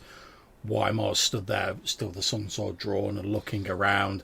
He's got this pirate, sort of like the one who's surrendered, like lying on the ground with his hands held like that. Obviously, you can see the now open sort of door in this improvised wall they made over here. Yeah, so I'll check on the woman. Just check that, you know, she's not got any serious injuries that are gonna be the end of her. She doesn't appear to have any majorly serious injuries. It's mostly like small nicks, cuts, but quite a lot of bruising. And like I say, she's obviously not been like fed properly, so she's like quite malnourished and a little bit weak from that. I just give her a little bit of food and water, just, you know, not to get carried away, but just to. She thanks you, and then like presumably you said you've got the kids with you. Yeah. The kids seem to like perk up having seen her, and she sort of like quickly goes and she starts like checking them all over to make sure they're all right. And then she sort of like looks up at you like a look of gratitude, and she gives you a nod and says, "Thank you." Are there any others? No, we're all that's left of my tribe. They set upon us while we were unprepared, and they killed pretty much everyone else. I was injured and taken captive, and they took these children for. The spirits only knows what. Unfortunately, with my injuries, I was too weak to fight against them. By the time I fully recovered consciousness, I was already confined in this place. But thanks to you, we are now free. And again, she thanks you profusely. Yeah. Well, I'll tell her to obviously, you know, see to the children, try and calm them down, rest while we just investigate the rest of this place, make sure it's safe, and I'll go and obviously speak to Weimar and check over our fallen companions. Yeah, no problem. She's happy to like take care of the kids while you're doing that. They obviously seem to know her. They're from the same tribe, so we'll need to put down some graves, I think. Yeah, on the hill. I think we should make sure that we've secured this cave or wherever before we take a rest and deal with our fallen comrades. You wanna? I'll point here. Want to check that place? I don't think there's anyone there anymore, but it'd be something worth taking. That's where a lot of them came from, so probably they'll have whatever effects they had. Yeah, I'll ask this pirate, sort of at sword point. Is there any traps or anything we need to know about in this place? he's like, no traps. Okay. So I'm gonna just step through the doorway to see what's inside this.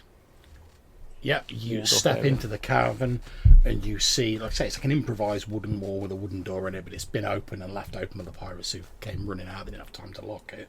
So you just push the door open, head inside. You can see like these Hessian sacks that you saw the pirate like stuffing gold and like various other items that you couldn't quite make out into these Hessian sacks. You search through them. In the sack there's a small gemstone worth about 50 gold pieces. There's what appears to be a piece of parchment rolled up with like a ribbon round it. There's a small like phial with what appears to be a slightly luminescent blue liquid in it. There's a couple of pieces of jewellery, which I'll give you a bit of a description of. Okay, so the first piece of jewellery you take out appears to be a set of beads sort of like linked together on a chain. They have a single violet coloured gem that appears to glow very faintly as though lit by an inner light. And then the second piece Again, it's an iron chain studded with many yellow gems. It appears to be in like quite a sort of old, archaic style, but it's very sort of flamboyant with a number of gems in it, and appears to be like in really good condition. Write those down. Okay. And there's a doorway that heads to the south there. Yeah, that's also open. Again, another improvised wall. You're just about to head through there when you happen to glance back at the northern wall of the cavern you're in, and you can see sort of behind a couple of these Hessian sacks is what appears to be a large spear leant up against the wall. Only you sort of like, yeah, that's a bit weird, not them using spears. You move a bit closer to have a look at it. Instead of seeing like a metal or stone sort of spearhead, but the spearhead appears to be made of solid ice. I'll certainly investigate that. That sounds quite interesting. Is that something I've seen before? It's not something you've seen before. However, as you head towards it, you can see, like, in the language of the Ice Walkers, inscribed on the shaft of the spear, it says the Spear of the Hunter in the Ice Walker language. I shall take that from its resting place there. Okay, no problems. I shall add that to your sheet. You should now have the Spear of the Hunter on your carriage sheet. Okay, cool. And I shall look at that at a later date. Obviously looks nice, but I shall continue to search, and I shall proceed to this south doorway and just see if it links up.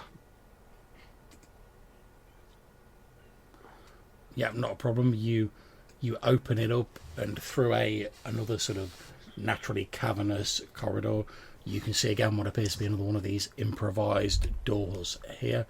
It's open. You go and have a quick look, and there's just like a small cave there. There's like some ratty old like furs on the floor. You think this is probably where they were keeping the prisoners. Yeah. And then as you sort of follow the passageway round here, it eventually leads back to the cave mouth that heads towards the sea. So you think that this is how this will make their way around. How was the woman and the kids? Did they have much in a way of clothing, of warmth and stuff? Or they just had like generic like furs and sort of leather clothing on, like your standard sort of like Ice Walker clothing. Okay. Well, I'll grab what I think is some of the better furs from this pile here in this room, just to give them a bit of protection from the temperatures when they get outside. Yeah, no problems. And I'll head back to the main room. I'll inquire as you come in. Did you find any manacles or the like? No, there wasn't any more signs of anyone else. There was a secured room, which is probably where they were keeping them. Okay. No, it was just, I'll motion at the pirate, but I've got the rope here, so I'll say to the pirate, like, I'm going to secure you now. He just sort of nods, but he doesn't say anything. Yeah. So I'll tie him up with the rope. Yeah, that's not a problem. He's not in any position to put up any sort of resistance. I'll just put a little sort of webby icon thing on him. Maybe you should ask him where he thinks the captain would have fled to. If they got a bigger boat. Do you have a bigger boat? He says, well, he says, yes. He says the ghost ships are further westwards on the coast. Mm-hmm. The ghost ship? No, the ghost's ship. And who are those? He says, you must have heard of the ghost. She's one of the most bloodthirsty pirates on the seas. We're a bit more land bound these days. He says, well, Well- she's the captain of the fleet. The fleet. How many ships are we talking? Three. Her ship, the Cry of the Damned, is biggest. Okay. And he says, obviously, there's Callum's ship, the Gold Raider, but that's what I'm crew on, but that's nowhere near as big. Right. And that's you're all taking ice walkers, is it? Or He is says, this well, your he says, side well, business? not just specifically ice walkers, anyone we could get our hands on. Okay. Good to know. Do So- any raiding on the trade routes up here? He says, yeah, of course. Hmm. He says, what with every man and their dog looking to settle in Valconan, there's a lot of ships that are easy pickings. How many more pirates are back on your boat then? He says, oh, there's loads of us. Yeah, there's bound to be at least several dozen per ship, He depending says, on how he big says, the ships us are. here, we were just a small supply run. And your captain, he'll be able to make his way back to your boat, will he? He seems to have He disappeared. says, yeah, I should think so. What with that cloak of his? What cloak is that? He says, well, they say that it was given him by the ghost. It's this special cloak that, like, when you go in the water, it lets you turn into some kind of like fish thing. Foul magic. He says, well, they say that the ghost used to have it, but she gave it to Callan, and he's had it ever since. Be handy on a ship. He says, yeah, well, that's why she sends him ashore as like one of her lieutenants, because if like, things ever do get go south a bit, well, he doesn't need a boat to get back to the main ships. Yeah. Right. Not so good for the rest of his crew though. You see, he sort of like goes pale as you say that, because obviously he's pretty much out lying in like, the graveyard of the rest of his crew. Yeah. There's a sea of bodies. Did you get anything, or rather, did we get everything we wanted from the other room? Yeah, I'll bring everything in that I previously found. Okay, yeah. So it's 50 gold pieces. There's these ice fire beads that are worth 900 gold pieces, and there is this tiger eye chain which is worth 1,600 gold pieces. And obviously there's this scroll which has a ribbon round it, and there's this phial of like faintly glowing blue liquid. Yeah. And obviously the spear that you're carrying, Brock. Right. So I think we're good to leave. Well, I was And going to say, I think isn't it right at the end of the day? I'm just wondering if this might be a better place to sort of hold up, a bit warmer. Yeah, I mean it was dusk when you got here, so it's probably night time by now. And it will give off our new friend here, and I'll grin at this pirate, time to dig some graves.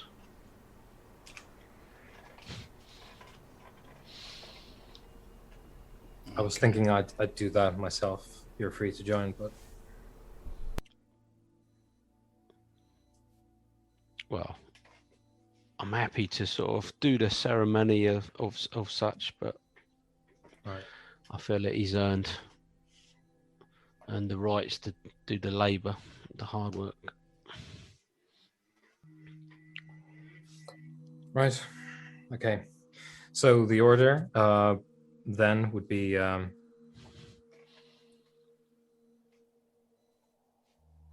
let's get the our friends buried. Yeah. Let's take a rest. And I think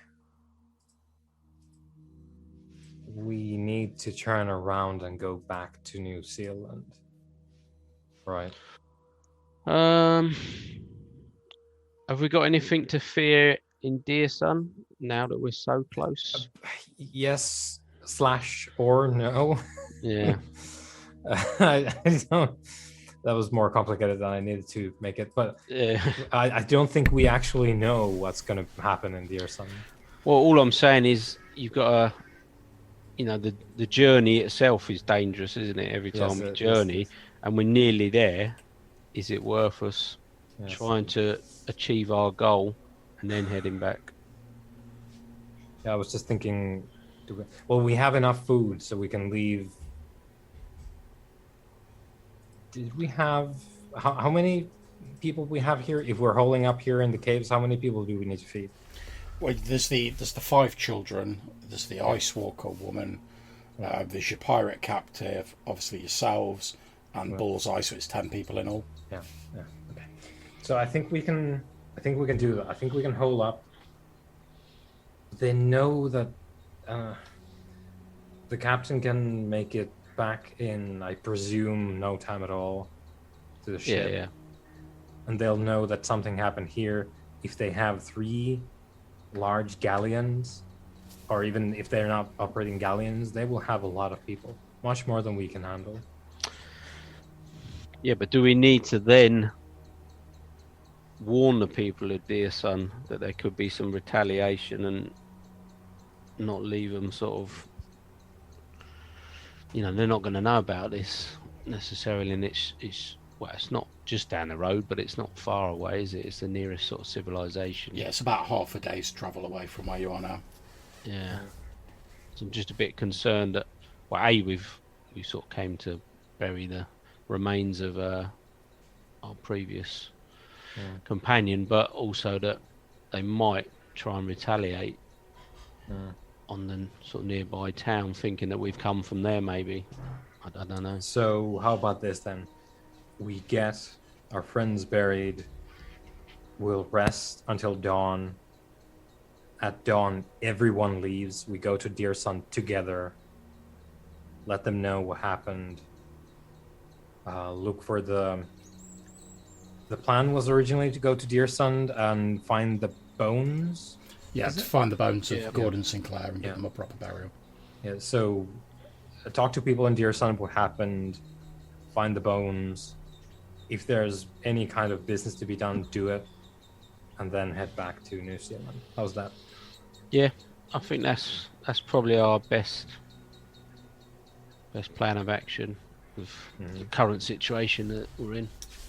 Okay, so as you guys start sort of like burying the dead, settling in for the night, I'm going to suggest we have our 5 minutes of comfort break here. Then when we come back, we'll pick up with at dawn you guys rolling out. How does that sound? Yep. It's cool. Okay, so back in 5 then. So the plan is to push on to Deersun at first light. It's not a problem. You're following the coast. There's no chance of you getting lost or anything like that. So you quickly make your way to Deersun.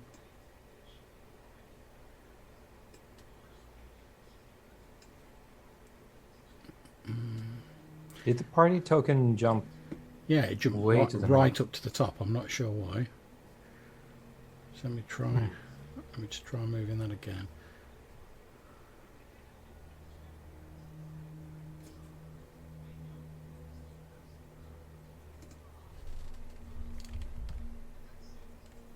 Okay, it just keeps jumping to the top. I'm not sure why that is. That looks interesting. I'm not sure what's going on with that, but we found a portal.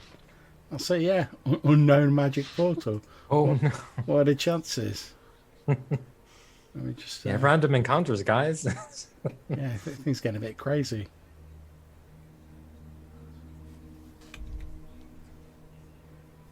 Right, let's try that again. There we go. That was random. I don't know what happened there. The joys of technology, guys. The joys of technology. But yeah, you make it to Deersun. It's much as you remember. As you're sort of heading towards the little sort of village with its little wall around its little wooden defence wall, you see what appears to be a cart heading towards you, sort of like away from Deersun. Obviously, having come from there, travelling away from it, it appears to be like moving at quite a rapid pace. There's like a couple of sort of like mules on the front of it. You can see a sort of, your typical sort of like farmer type, like sat on the front of it. He's got like a middle-aged woman sat next to him on like the front plate of the cart, and he seems like quite intent. He's like really sort of giving it to the horses to get them to move quickly. Doesn't appear to be heading like a beeline towards you guys. He just appears to be heading away from Deersun. Just before we sort of meet this guy, in the distance, can we see any signs of these boats that this pirate was talking about on the shore? Not at the moment, no. Okay. So we haven't got that as an immediate. No, you expect from what they said that they must be like much further along the coast. On the west, yeah. I'll try and sort of wave this guy down then to try and sort of slow down and tell us what's going on. Okay, make me a charisma roll.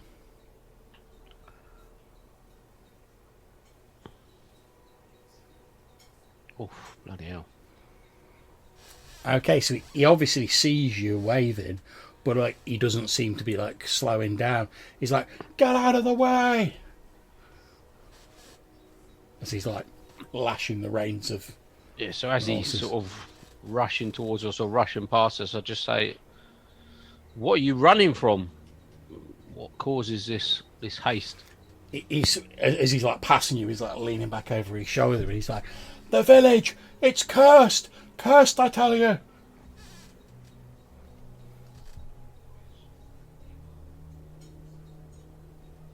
What do you mean?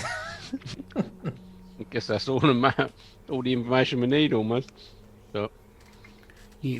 At this point, Wymo, you can also make a charisma check. Oh boy.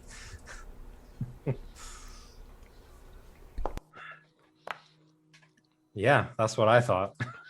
I told you should have washed all that blood off your face.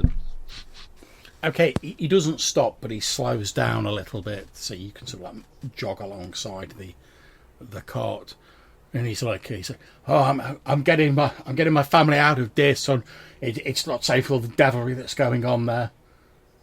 He's obviously like doesn't want to stop, but he's like slowed the cart down a bit so you can sort of like jog alongside and like chat to him. Yeah, I mean we're heading there, so we need to know what is this this curse you talk of. He sort of like looks a bit uncertain. Then the woman like next to him sort of puts a hand on his leg, and she's like, "Oh, tell him, Zephaniah, tell him what you saw." And he's like, "Well, about a week ago, one of the young women in the village, and he sort of takes his hat off and like holds it against his chest. She died. It was a terrible accident while she was fishing. Nothing to be done about it. Just one of those things. However, a few days later, I saw that same dead woman lurking around the building where we keep all of our crops. And then a few days later, half the crops were spoiled. It's the devil's work, I tell you." He says, then there's what happened with the children. And he goes a little bit pale. Is he continuing his talk? What children? He seems to like be sort of like lost a bit in his memories, but the woman sort of leans over and says, there was ever such strange behaviour. And I just sort of looking around now, you see they've got a couple of kids in the back of the wagon. And he said, "Oh yeah, lots of the children in the village were behaving strangely. Lots of them had started like walking in their sleep, or sometimes you'd be talking to them and they just seem to lose what was going on, like they weren't there for a moment, and then they'd be fine." Myself and Zephaniah, and she sort of takes his hand, we decided that it wasn't safe for our family anymore. We packed all we could onto our wagon and we decided to get out of there.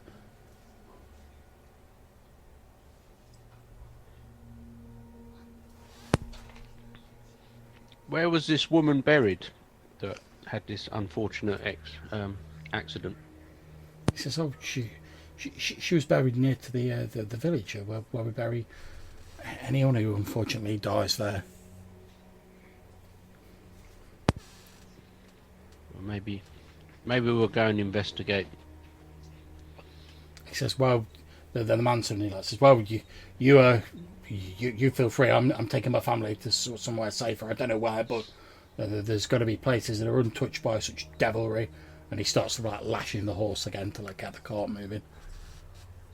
He says, I wish you the best of luck though, but I'd steer clear of Deersun if I was you. The devil has taken the village." And then he like lashes the horses and the cart starts moving quicker. I'll just say, if you follow the coast, you'll come to New Zealand, and you can maybe set up your family there. He shouts back over his shoulder as he's like disappearing the distance. He's like, "Thank you, stranger. Thank you. Perhaps we will." So we best go and investigate.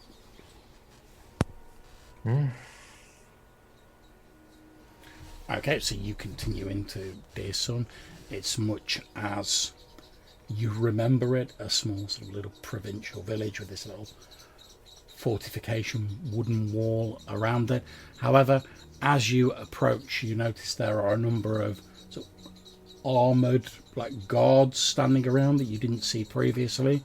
They're wearing sort of like half purple, half black livery, which any of you who've been to Fort Eastburn will recognise as like the livery of Fort Eastburn.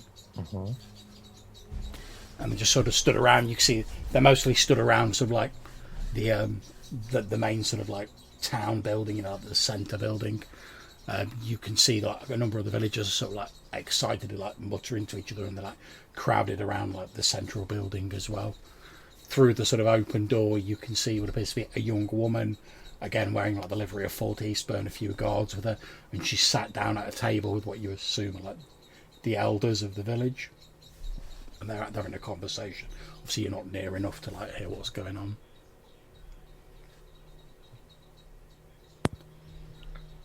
So does it look like people are being challenged to enter, or No. It just looks like a conversation's going on in like the town hall, for want of a better term. Oh, okay. And like everyone's attention seems to be on whatever's going on there. No one really like clocks you at all. The guards appear to be stood around, presumably because like they can't all fit into the town hall, and obviously the people are sort of gathered around trying to like hear what's going on and sort of like looking over each other's shoulders, trying to hear what's going on in the town hall. Well, I suggest we go and investigate as well, see if we can see what's happening. Seems to be something of interest. As you get closer, no one challenges you or anything like that. You've been seen in the village before, so like a few people sort of like nod at you or recognise you. But given like what happened to like the last people who like threw down with you in like Deersun, no one's exactly like whipping a weapon out and like getting ready to go at it with you. And as you get closer, you hear the last like snatches of conversation drifting out through the door of the town hall, and you hear this young woman saying, "So I hope I've outlined the benefits to all of your satisfaction. Obviously, take some time to think about my proposal. I know you want to discuss it with your villagers, and you want to talk about it amongst yourself. Obviously, we'll be returning to the tower soon, and you know where you can find us. Actually, we're planning on there's another village just along the coast to the east, and she sort of like turns to one of the soldiers and she's like, he leans forward, he's like, I believe it's called New Zealand, ma'am. He says, yes, that's right, New Zealand. Well, we're going to head there and make them a similar offer. Hopefully they'll want to get on board as well. So we'll be doing a little bit of a circuit, heading there and then back to the tower, and obviously we'll have to report into to the fort. So you've got plenty of time to think about it. There's no rush, but hopefully you'll at least think about my proposition. And this sort of assembled group of like village elders like, well, yes, you've certainly given us some things to think about. And yes, you do make a good point. Yeah, indeed. Yes. She says, well then, I'm pleased our first meeting has been so productive. I'll leave you to have some time to think over what I've said. She leans back to the soldier who's at her side and then says, if you can get the men ready to move out, we'll follow the coast to the east. Give these good people some time to digest matters.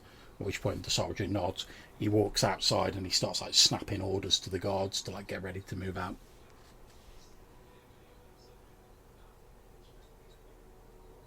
What do you guys do? Well, do you think we should sort of introduce ourselves as... Well, I'm not a founder, sort of New Zealand, but Weimar probably is. To get a heads up on what they're going there for, or do we wait for them to get out of the way and ask the Deersun lot? I figure we don't need to make too much of a fuss of ourselves. No. So should we wait till they've sort of left the room and ask? Yeah, what's happening? let them sort themselves out and then. Well, What sort of numbers are you talking about, John, when it comes to guards and stuff? There's like 8 of these guards. Oh, so it's quite a few. They're all sort of carrying spears. They're wearing sort of like chainmail, and as I say, the livery of Fort Eastburn.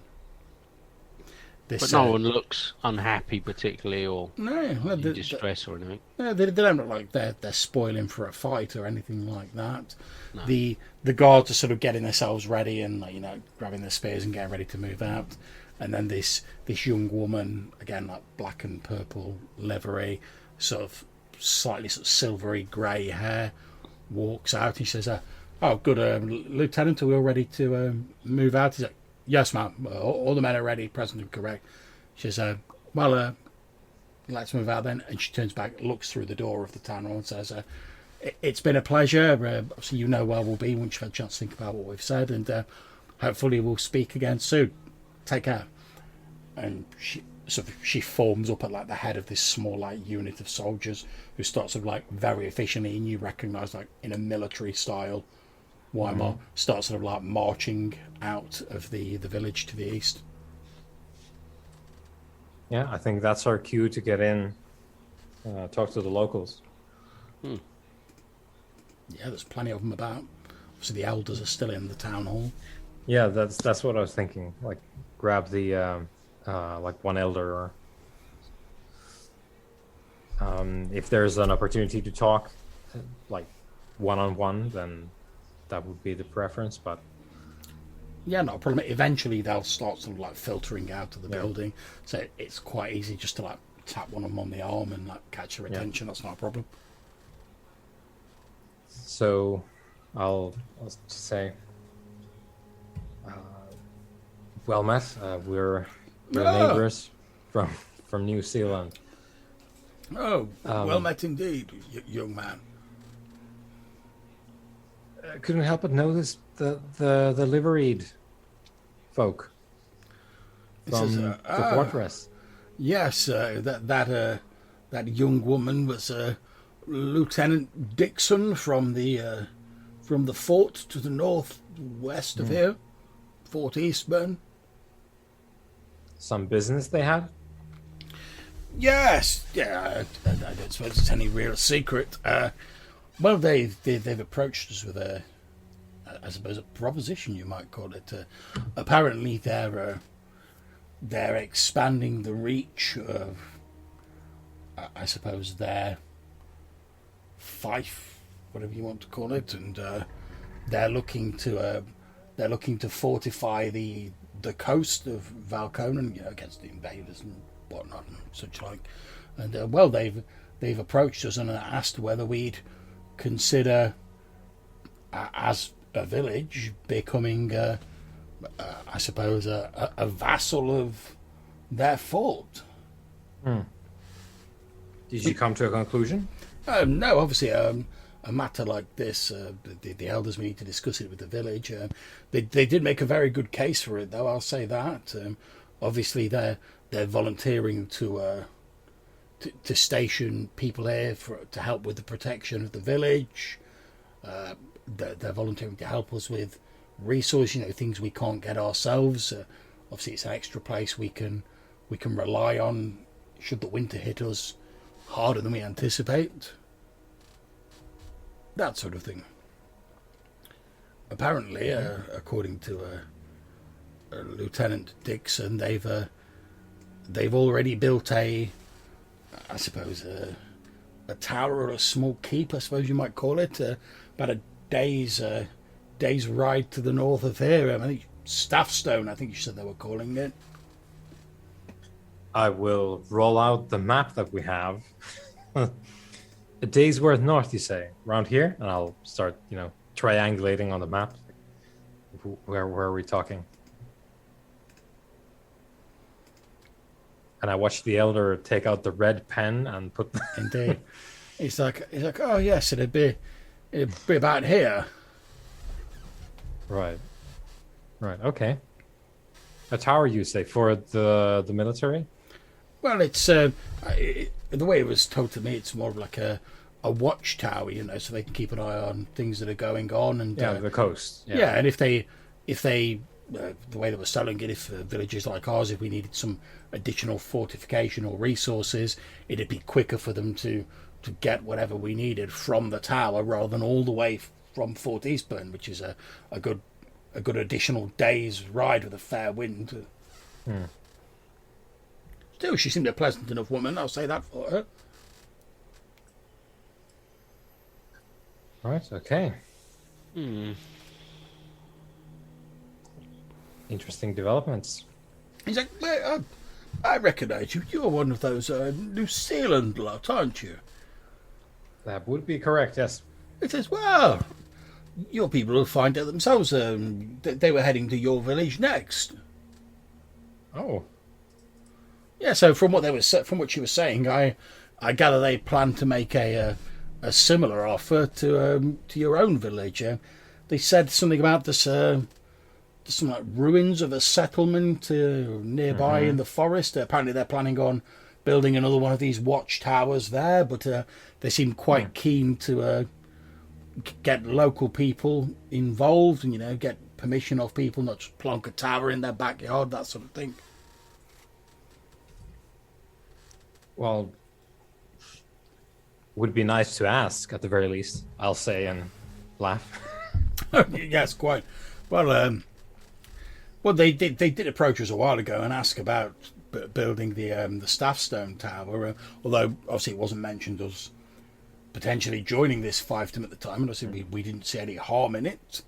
So they did at least ask us. I presume they're planning on doing the same with your own village before they start building a tower nearby.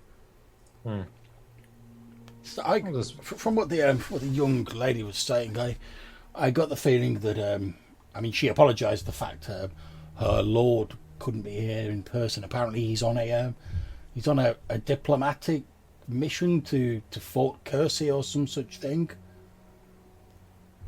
But she seemed so that her lord was quite concerned that obviously ourselves and yourselves, we sort of braved the perils of this land to come and settle here.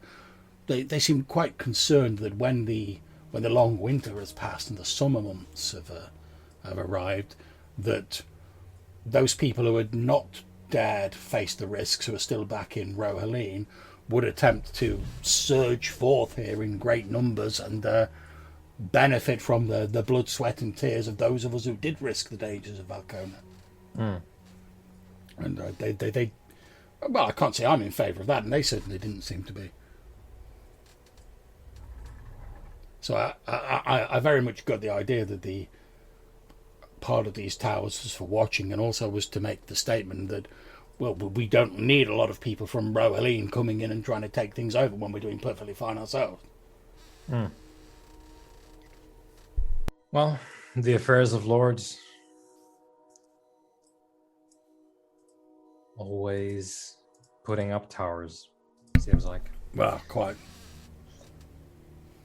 We, speaking of the coast, Again, thank you for the information. No, It is very that's much fine. appreciated. It's not a secret. Speaking of the coast, we came upon an operation. I'll give a side glance to our enroped friend. Yeah. We came upon an operation of gross malfeasance, and we laid several bodies to the ground as a result of that. Pirates of a fleet of 3 ships. He grimaces and he says, well, now you mention it, about, must be 4 or 5 days ago, one of our fishermen did say that he'd seen a ship flying red sails further down the coast. He said it was quite some distance away, though. I'll glance at the prisoner and says, "Red sails?" Question mark. He obviously his hands are tied together, and he sort of nods and says, "Pull up the sleeve of my jerkin." I'll do. Yeah. You pull it up and you see again he's got the sort of tattoo with like the skull and the little like sort of plus sign underneath it, the little cross, and he says, "Yeah, it'll be red sails with like a white version of that on it." He says, "Yeah, that's one of the ghost ships, all right. I don't know which one."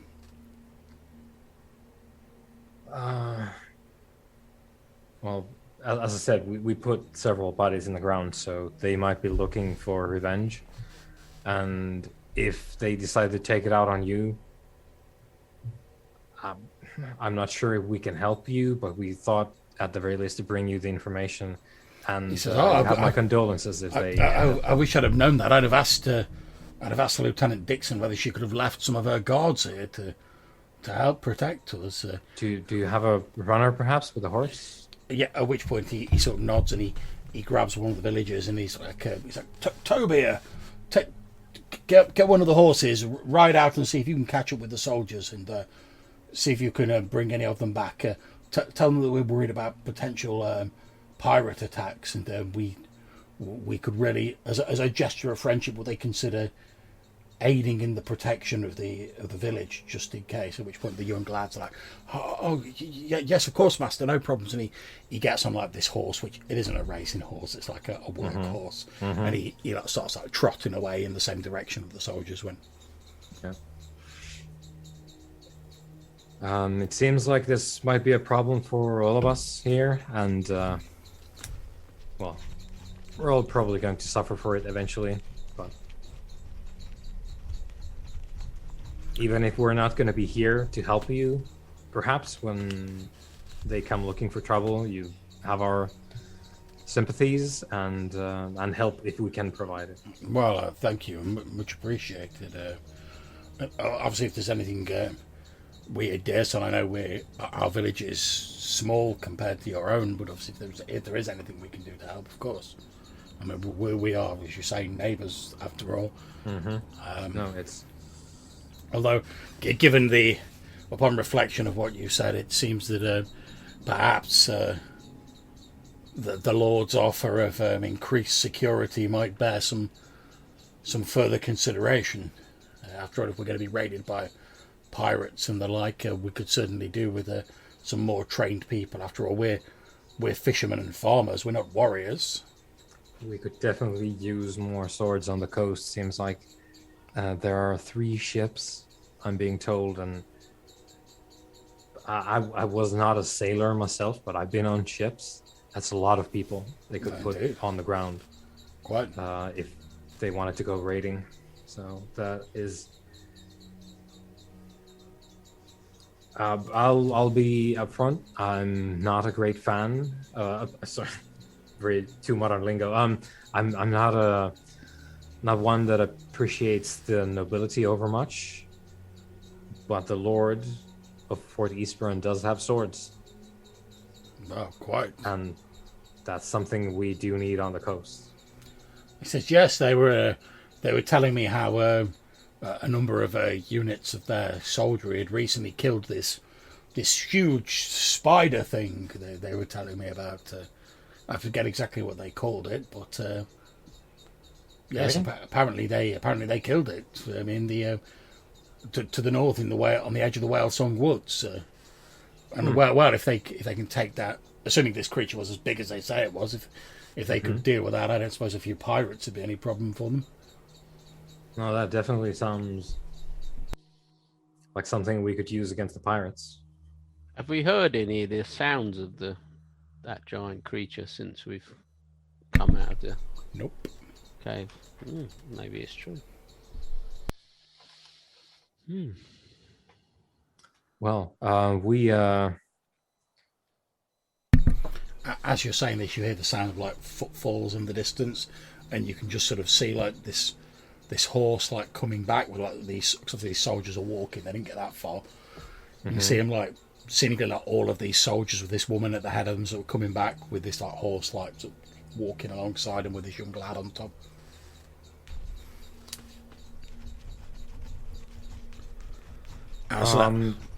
Sorry, remind me, John, do we have any idea where the bones that we wanted would have ended up? Like, you knew from the vision that you saw they were supposedly on like the northern edge of the village where it first starts getting into like the trees of like the southern part of the Whale Song Woods. They were sort of just within the tree line. Yeah. Okay.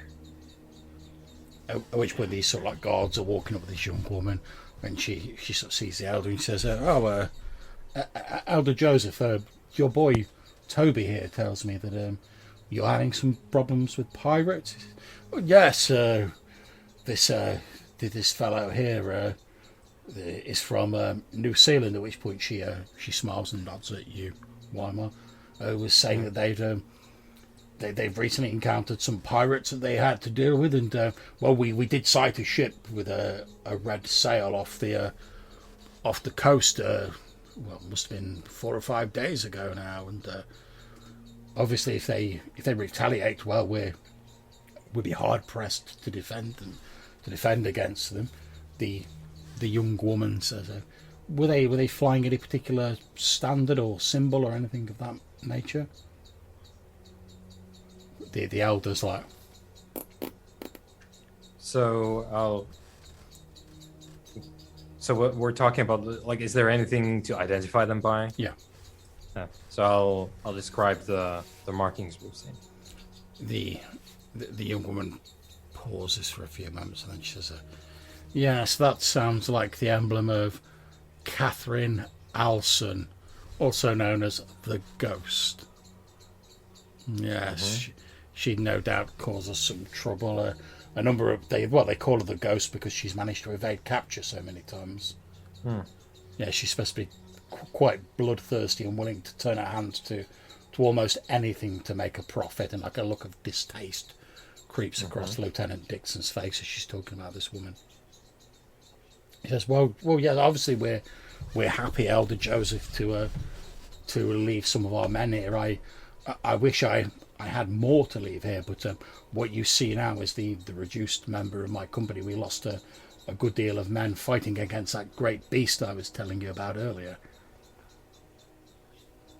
He's like, well, yes, of course, but you were saying that you'd be able to help us with security if we were to accept your offer, and well, given these present circumstances, I really don't see how, as the elder of Deersun, or one of the elders, I really don't see how in good conscience we could refuse your offer when there's obviously a clear and present danger to our citizenry. At which point she smiles and says, well, my lord will be absolutely delighted, and obviously we'll head back to Staffstone, and we'll try and round up some men to send them here to reinforce your village, so that if these miscreants do return, we can hopefully help you deal with that matter. Hopefully a show of force. If they see most of these pirates, they're cowardly creatures. If they see your village is well defended, they'll move elsewhere looking for easier pickings. But yes, are you sure you're happy to accept our offer? I don't want to I don't want to pressure you into anything like this. I appreciate it's a big decision. And he says, well, yes, I think we have to accept, given the danger to our citizen. He says, well, much as I'm sad about the events that have led to it, I must say I am, of course, pleased that you have decided to accept our offer. And as soon as my lord returns from his diplomatic mission, I will, of course, let him know, and we'll do what we can to help you out.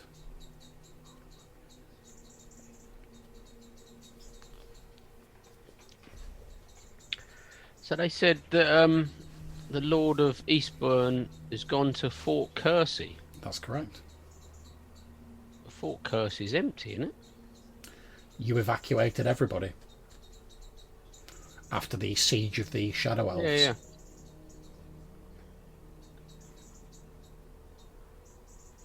So I'll take Weimar to one side and sort of say, what do you make of this talk of the Lord going to Fort Kersey?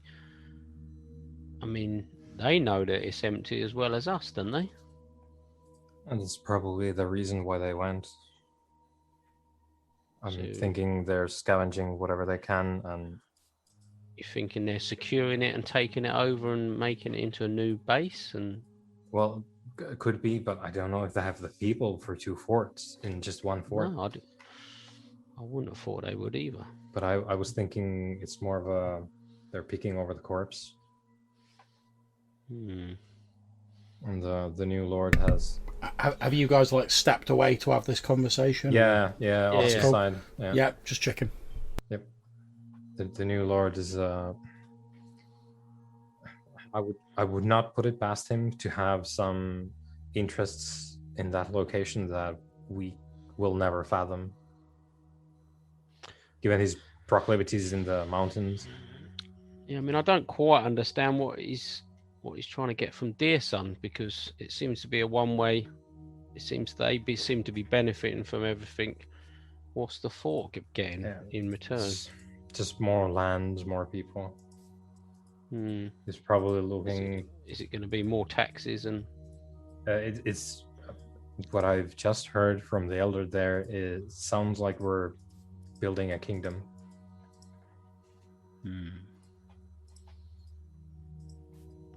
To fight off the kingdoms from back home. Well, maybe we wait to hear from them ourselves. Maybe we should conclude our business and head back before they get there. While I have your ear, is there something you want to ask from our captive? Yeah, well, that was the other thing. What are we going to do with him? Do we give him to these soldiers to deal with? I think not. I have a thing in mind, but I thought to ask you if you had any ideas. I mean, I've got no problem with getting rid of him, as you could say, if needs be. I wouldn't even consider it a task. I would be more than happy to deal with that. But if you feel that he's more useful to us, well, I was going to say, do you think of can you think of anything else we might want from him? He's given us the fleet, the numbers, names. We could ask him where they make birth, but that's we don't have a ship, so I'm not sure that's useful. I mean, whatever information he's got could change at any time. Where they're going to attack, where they and it is a fleet, so knowing one place where one ship might be at a time is not very. The only thing that I would consider maybe he might be able to give us is any more of these locations where they use to hold up on the coast any of their stuff. Right. Hit them where it hurts. I'll inquire about these hideouts, and I'll see to sorting him out once we're done with Deersun. Yep. So So I'll go and shake hands with everyone. The elder, if the fort's leader is still around. Yeah, she is, yeah. I'll go and introduce myself, shake hands. Okay, so you just walk up and you're like, why am I like Yeah, I'm just like not busting in, but when like there's an opening, I'll go in. It's like we never introduce ourselves. I'm Weimar. Oh, why am I Lone Grove? And then she points at Brock and she says, and then that must make you Brock Montaigne. Whatever it is. Yes, I've heard of we you. We probably did it. She says, well, this is a stroke of good fortune. I was actually... don't you normally have a couple of other people with you? We're a bit dispersed at the moment. Ah, well, such things can't be helped. It's a good stroke of good fortune bumping into you here. We were actually planning on seeking you out at your home village. So we heard. Right, we would be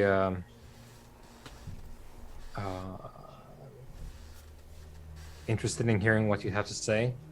Oh, splendid. But we have some business to conclude here. Of course. So I propose you go ahead with your plan. We'll catch up with you at New Zealand if that is acceptable to you. Oh, yeah. Yes, of course. And you'll probably have something to deal with here with the elder's request and all. Yes, well, I'll leave most of my guard here. I'll just take a couple with me for security purposes, and the three of us will travel on to New Zealand, and we'll leave the rest here to help with defending Deersun. Right. My proposal to you is let's reconvene at New Zealand.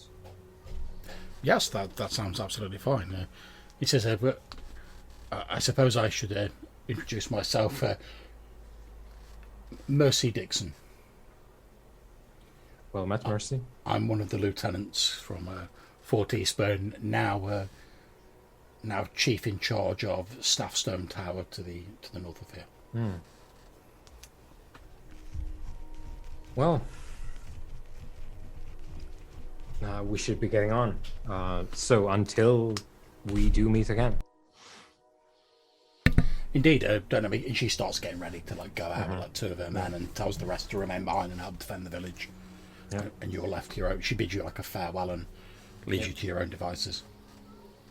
Well, I was just going to say, maybe once we've finished our business, perhaps we should accompany them, safety in numbers and all that.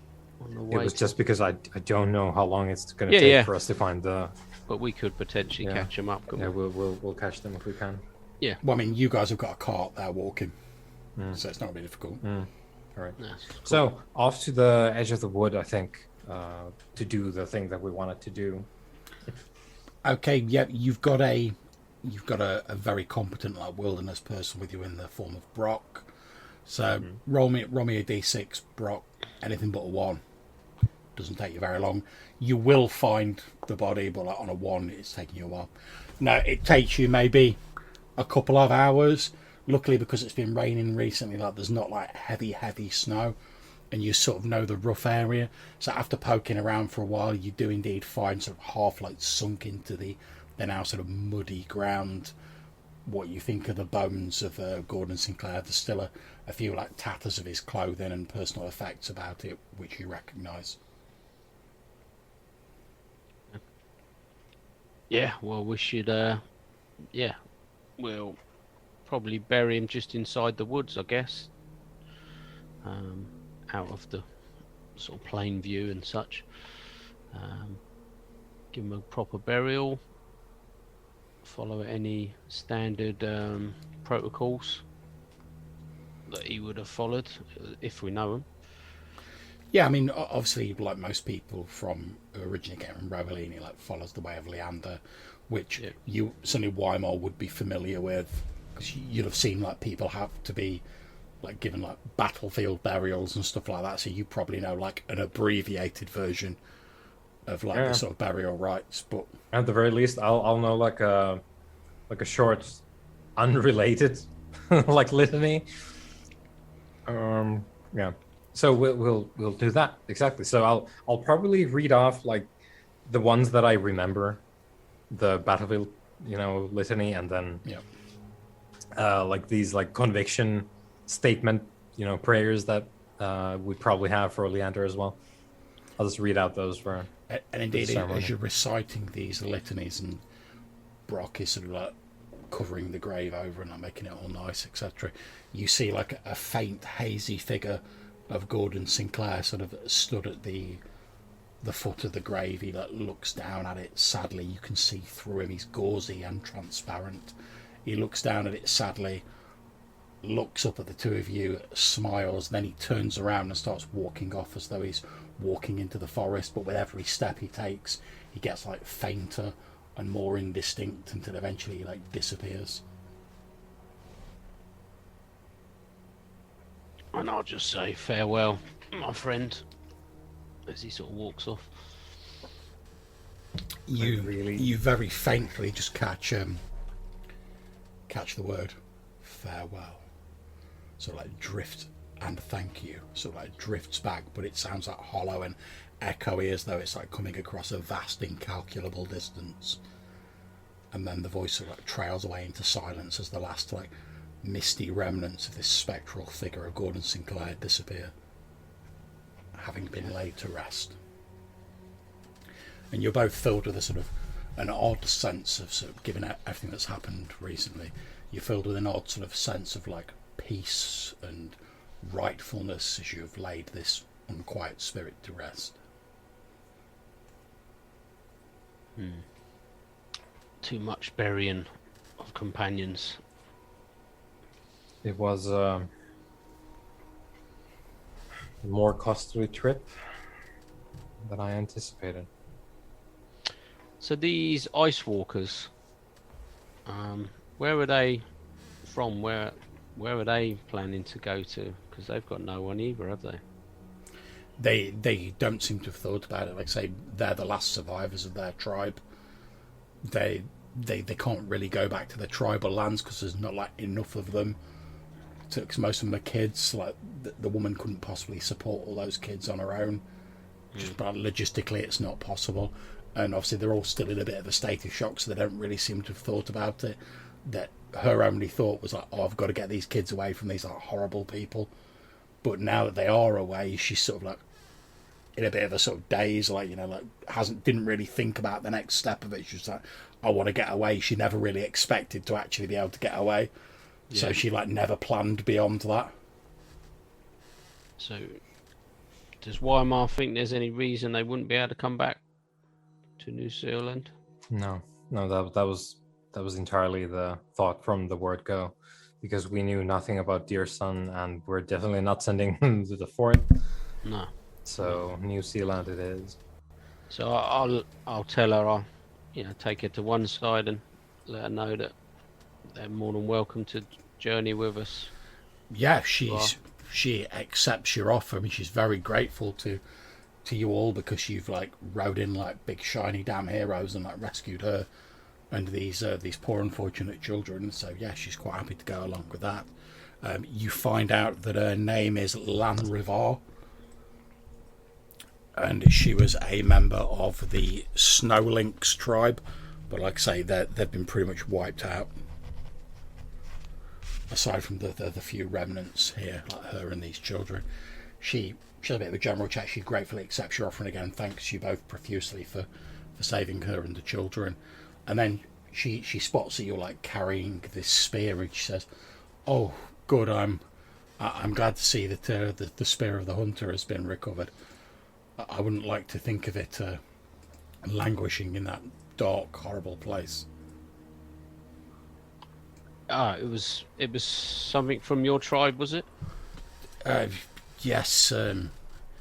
Long ago, the priests of our tribe, and she looks a little bit sad and maudlin. She says this. They called the blessings of the spirit of the hunt into the spear, so that it would aid whoever carried it in providing food and hunting down animals to help feed the tribe. But given that you have rescued us and that my own tribe is sadly no more, I think it is only appropriate that you carry it.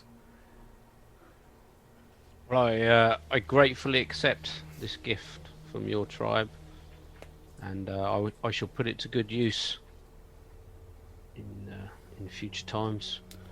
It's good. From what I've never used it myself, but from what I understand, it will help guide your aim when you are hunting, and even help you find animals to hunt, even in the bleakest and most desolate of the white wastes.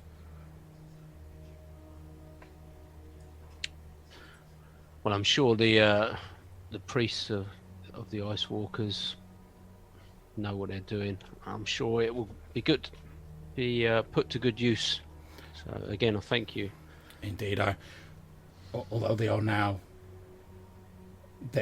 one with the spirits, I would think that they would be happy that a warrior of our people is still holds the spear. After all, better it be in the hands of one of our own than, and she spits on the ground, than those people. Yeah, while I still draw breath, then it will stay with me.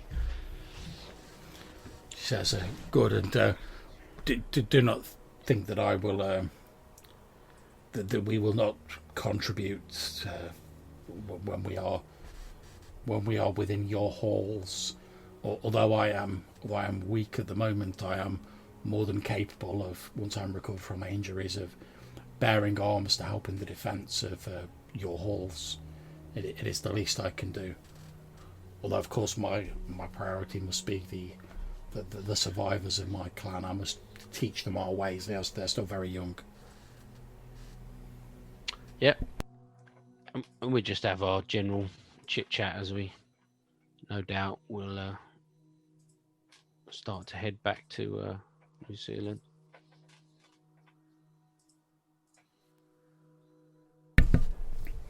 Yeah, absolutely fine. So, is there anything else you guys want to do, or are you trying to catch up with the soldiers? Yeah. I'll be very interested to catch up with them if we can on the way back. Yeah, you guys are in a cart. They're walking. It's not difficult. As Mercy Dixon said, she's taken 2 soldiers with her, and they're just sort of like acting as like bodyguards to her, and they're sort of making their way along the coast towards New Zealand. It doesn't take you probably maybe a day, so you can each gain like D3 hit points back. Is your plan for the pirate when we get back to New Zealand, or? It's when we catch up with the soldiers. Okay. Yeah, which indeed near the end of your first day of travelling back, you do catch up with them, and they sort of hail you as you're heading alongside them in your cart. Yeah, and I'd like to, as we catch up with them the next time we set up for camp, I'll get Bullseye and the lieutenant in the evening, and I'll let them know that I want to have a chat before we reach New Zealand. Yeah, no problem. Well, they're planning on like camping for the evening anyway, and then like they'll reach New Zealand on the next day, like halfway through the next day. So yeah, you all sort of set up camp in a group, like safety in numbers, obviously. And in the evening, all of you can be sat around. You've made like a little like campfire. The soldiers have got like mess tins and like travelling rations and stuff like that. They've got over the fire. They've got pipes, stuff like that. All the normal sort of stuff you'd expect like military people to be carrying in their backpacks. Yeah. So as the sort of evening, like it's a good time. Like we're camping, we're eating, we're drinking. Yep. I'll tap Bullseye, the lieutenant, and Brock, and I'll say, there's the matter of the captive to be dealt with, and I will be dealing with it. Now, before I do, I wanted to ask you, Lieutenant, Yes. what is the punishment for people like this in your lord's lands? Well, given that you said previously you'd had an encounter with pirates and this person's a captive, I'm assuming he's a pirate. Oh yes, oh yes. I'm going to assume that in case, as is often the case in things like this, he's guilty of robbery, no doubt murder, other such crimes. They were going to sell ice walkers She frowns at that. and other peoples as well. Well, then I would suggest that justice should be meted out swiftly and decisively. Is there something I can pick up or maybe roll for here? I'm trying to gauge her, reaction to this idea of dealing with this guy because of the crimes. You don't even have to make a roll for it. She's being quite open about how she feels. She's obviously not a fan of pirates. When you're like, yeah, they've probably killed people, they've probably robbed people, she's like, yeah, that figures, doesn't want any part of that. She's like, no, that's not a thing that should be happening. But then when you say like, oh, they were like kidnapping like children to like sell, she seems utterly disgusted by that.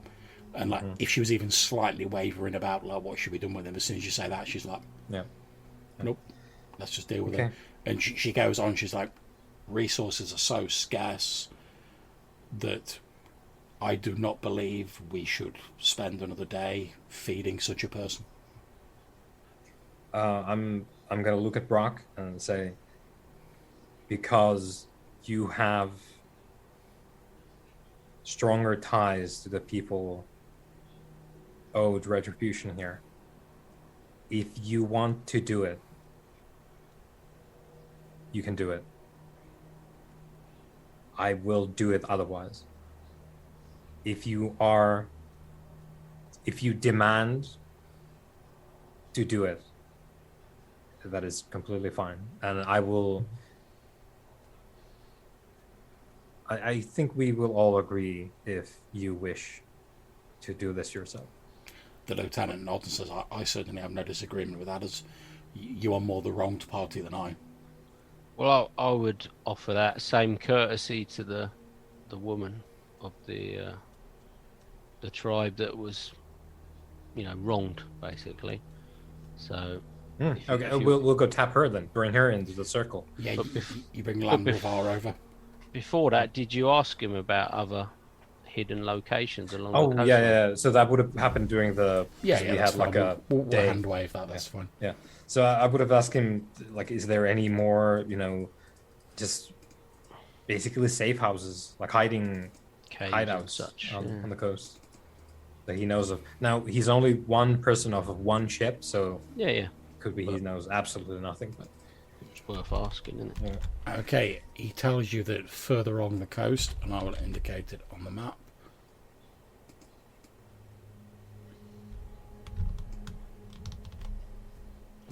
So there, he tells you that there's a hidden inlet there. That he says it's not like a dedicated base, but like they have used it in the past. It's like a sheltered, like hidden inlet.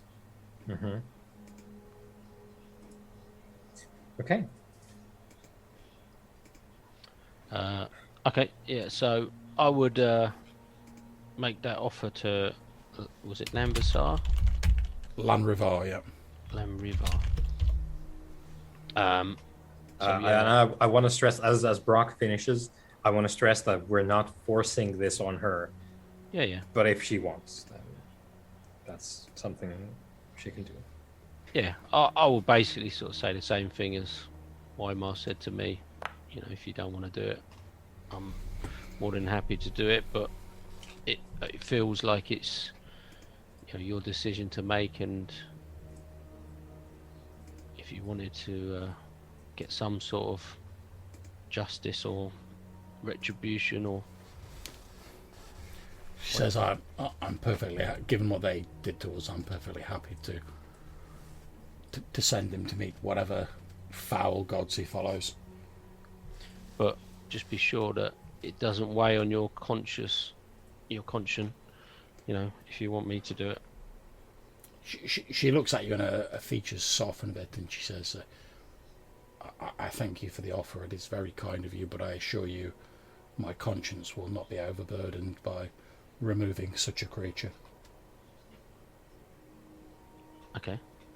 I would have to beg your indulgence to borrow a weapon off you. I have none of my own. I'll take out a knife. Hand it over to her. Yep, you give her a knife. She literally walks over to where this guy's presumably you've got him kneeling on the ground. Yeah, he's set off tied to a tree somewhere. Yeah, she literally just walks up, grabs his head, pulls it up, and across the throat, and he's and then expires a few moments later. Yeah, and we are. I'm guessing we're quite close to the coast here. So in the aftermath, we'll drink and all that, and settle in for the night. Yeah. And Mercy Dixon nods approvingly as Lan Rivarsum kills this pirate. I'll take the corpse, because we don't want to deal with the corpse in our evening, eating and communal activities. So I'll take the corpse, and I'll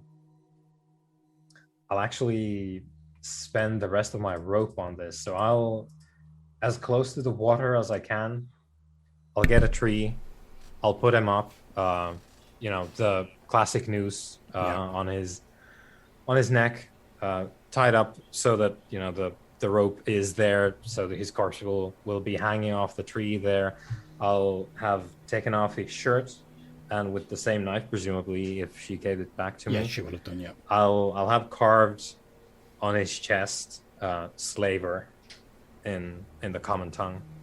You do that again. Mercy Dixon nods approvingly as you're doing that. And this is a night that Weimar is gonna get absolutely shit-faced. If we have any booze, it's the soldiers have actually got some beer and stuff on them there. They're quite happy to I'll bargain, beg, and maybe steal. you don't even have to. Basically, Lieutenant Dixon just sort of says, they're happy to, since they're planning on coming to you guys in a sort of diplomatic sort of style anyway. They're more than happy to share what they've got. I mean, they're hoping to pick up provisions at your home village anyway, so they're no problems.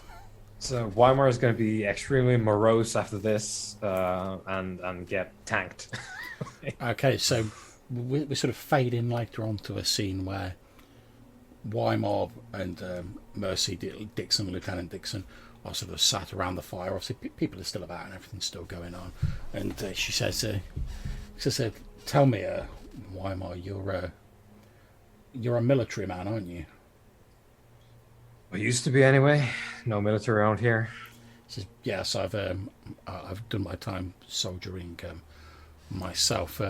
I know we were going to talk a bit about this when we reached New Zealand, but given I've just seen how you decisively dealt with that creature," and she jerks her head in the direction of the hanging tree, "I feel I should talk to you about it now. You see, my lord is very concerned that when the more temperate summer months arrive in Valconen, as they surely must, those who did not dare risk the dangers of Valconen, but sought to let others take the danger in their place, will seek to send their forces and their people to Valconen to attempt to claim all that we have worked so hard to achieve here."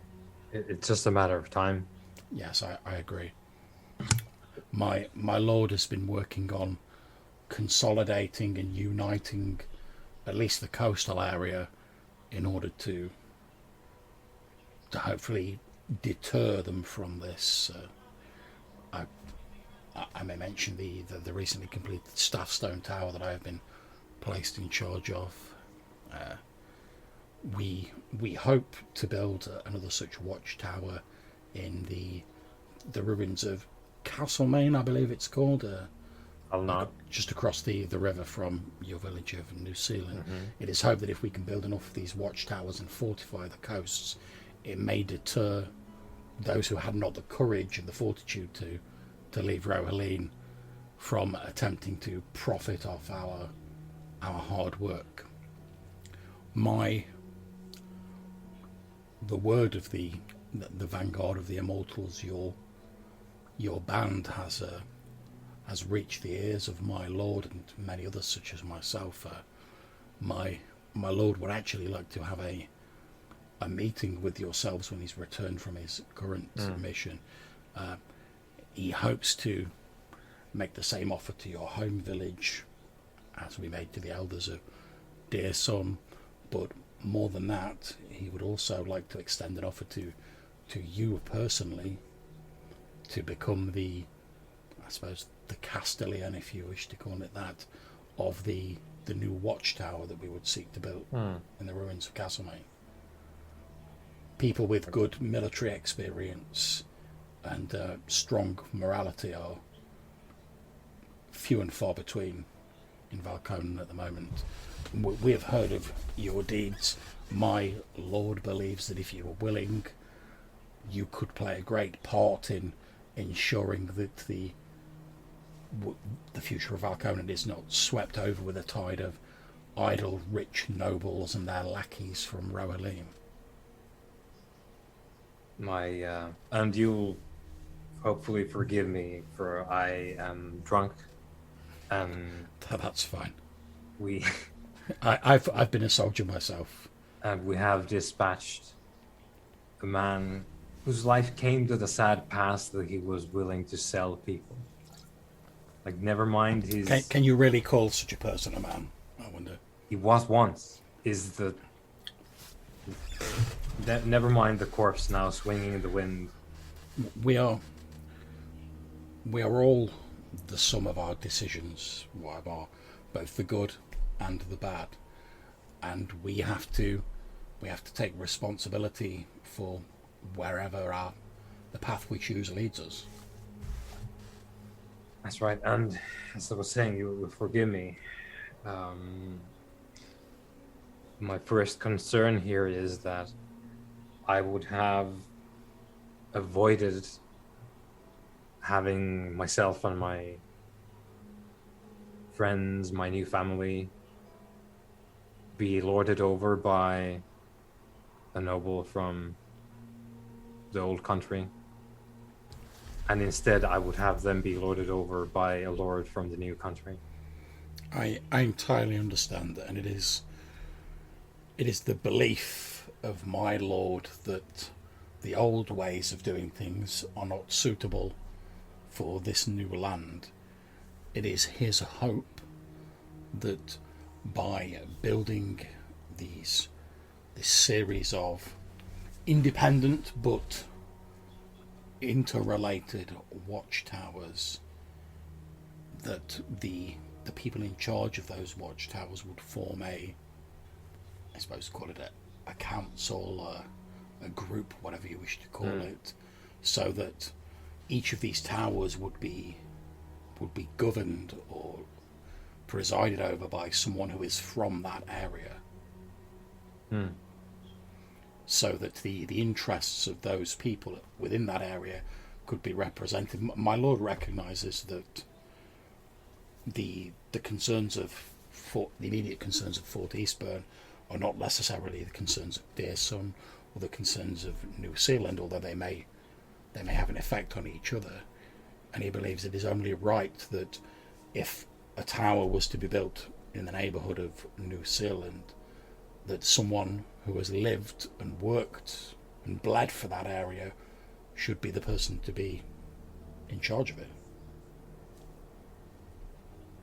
That is why he has not simply ordered us to build a tower and attempt to force our will, such as it were, on the area of New Zealand. That would not do. I wonder. We would never have spoken, and I find it, if Never mind my suspicions of your lord and his motives, but I'll give him at least that. We would not have spoken, you and I, if he was more ravenous. Indeed, my had my lord the wish to do so, he has men enough and forces enough to attempt to force his will on the surrounding area, but that is not his wish. He knows that people forced to sort of bend their knee to someone will never, their heart will never truly be in their work, or they will not be loyal. They will simply serve out of fear. Whereas a person who is working for the betterment of their home, governed by people who share their concerns and their fears, then they will be more motivated to work for the common good. Is she drinking? Yeah. So I'll get I'll refill her mug, hand it over to her, and I'll slowly nod, scratch my chin a bit, and I'll do a little cheers, and I'll say, "This is probably not the best of times to talk about high matters such as these, but I'm surprised, to say the least, to hear these words, and I am cautiously pleased by them as well." Indeed. Well, my lord is attempting to reach out to other people who he believes might help consolidate and work for the common good of the future of Valconia. Much as there are day-to-day current affairs that need to be dealt with, my lord also has his sights on the future. He wishes to see Valconan become something like the great state it once was when our ancient forefathers lived here. But he believes that should be that should fall to those people who have been willing to risk the dangers and shed their blood upon the snow here, not those who simply waited to let others take the risk and then sort of swoop in afterwards and claim all the glory, if you will. That is the. I'm from Keystone, so I know about the way how there's always someone ready to come and pick up all the things you've built, and Indeed, I was thinking that will happen someday. I knew it would happen someday. Indeed, it may not be this season, it may not even be next, but my lord is of a similar mind to you with this. He knows it will happen sooner or later, and the more we can be prepared for it, the more we can ensure that all we have strived to accomplish here isn't simply swept aside, to the point where he's even reaching out to the current occupants of Fort Kersey, and has even dispatched people with messages to Forts Hawk and Everlis, in the hope that all of the respective lords can meet together and form if not an alliance, but a common bond to help secure the future of Valconan. Your lord is very ambitious. Of course. Which, given that he's a lord, comes with the territory. I will have to talk more about this, and we'll have to talk more about this with the people of New Zealand as well. But for my own self, I applaud the ambition. I think you are speaking through. This could be something, Lieutenant. I think this could be something. She chinks a tankard together with your own, and then says, as well. "Well, hopefully, this is the start. If we can all, it is my belief, and also my lord's, that if we can all work together, then we can secure a brighter future for Valconan." Here. At which point we cut across to, happening at the same time as this conversation, we cut across to Brock.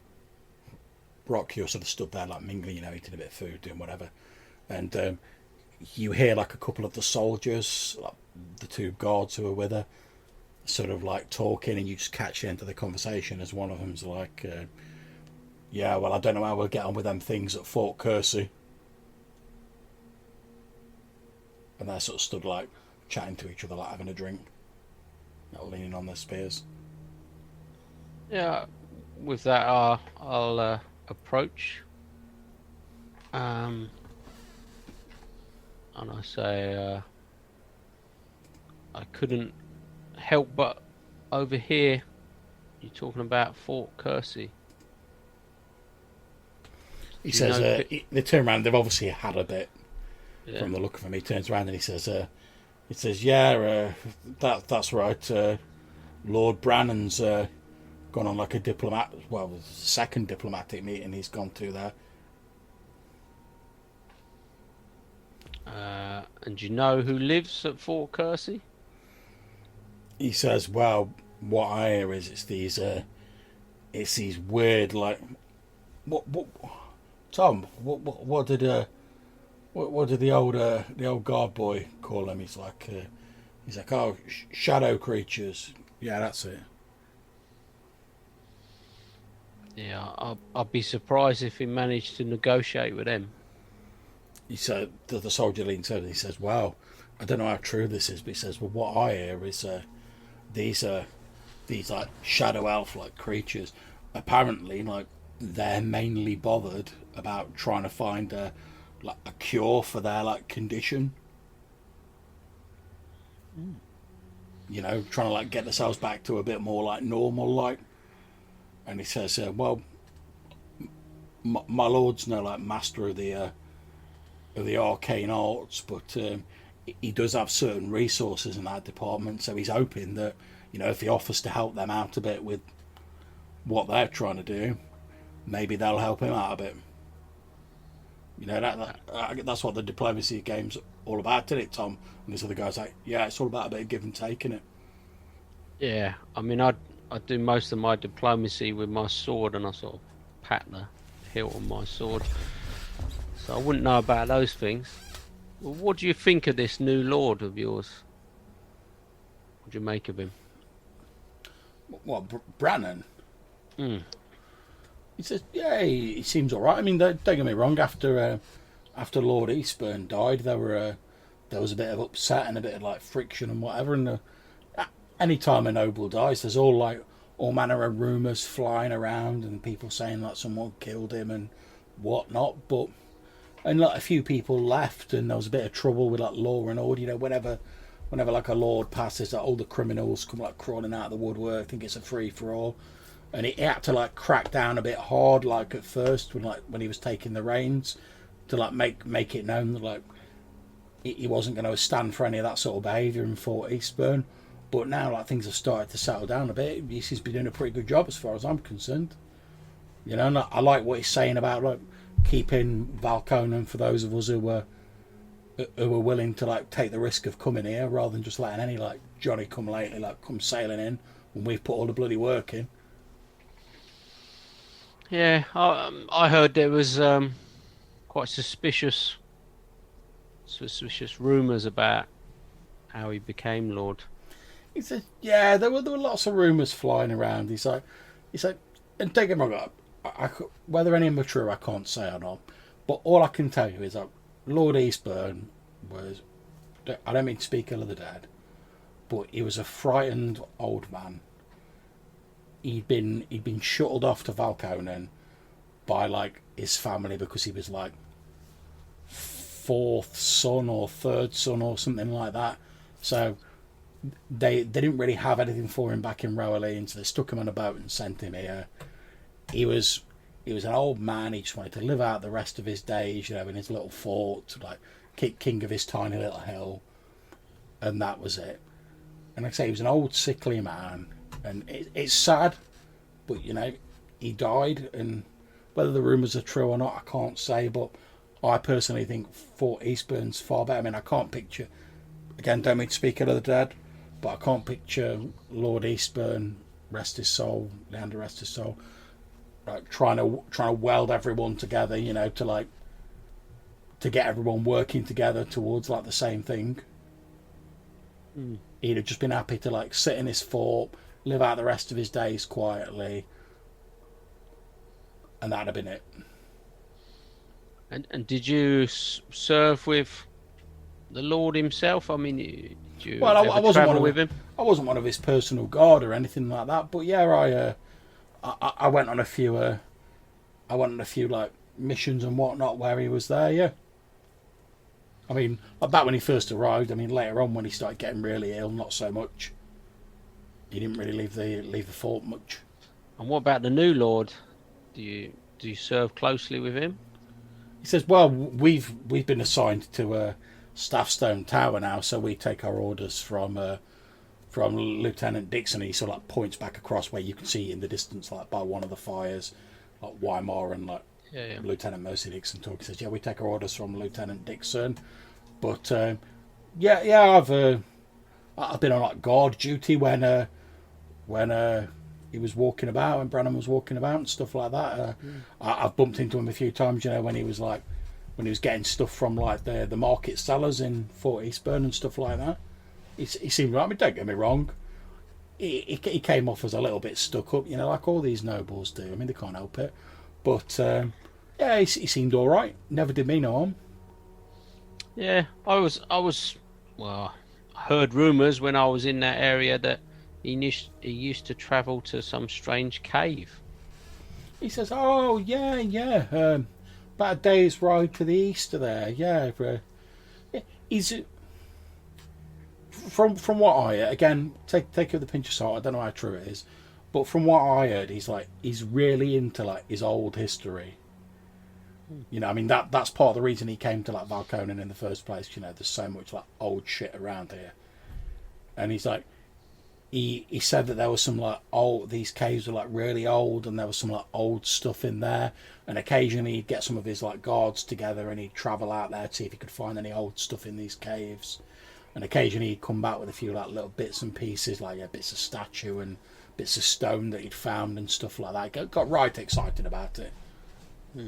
You were never lucky enough to go on one of these trips then?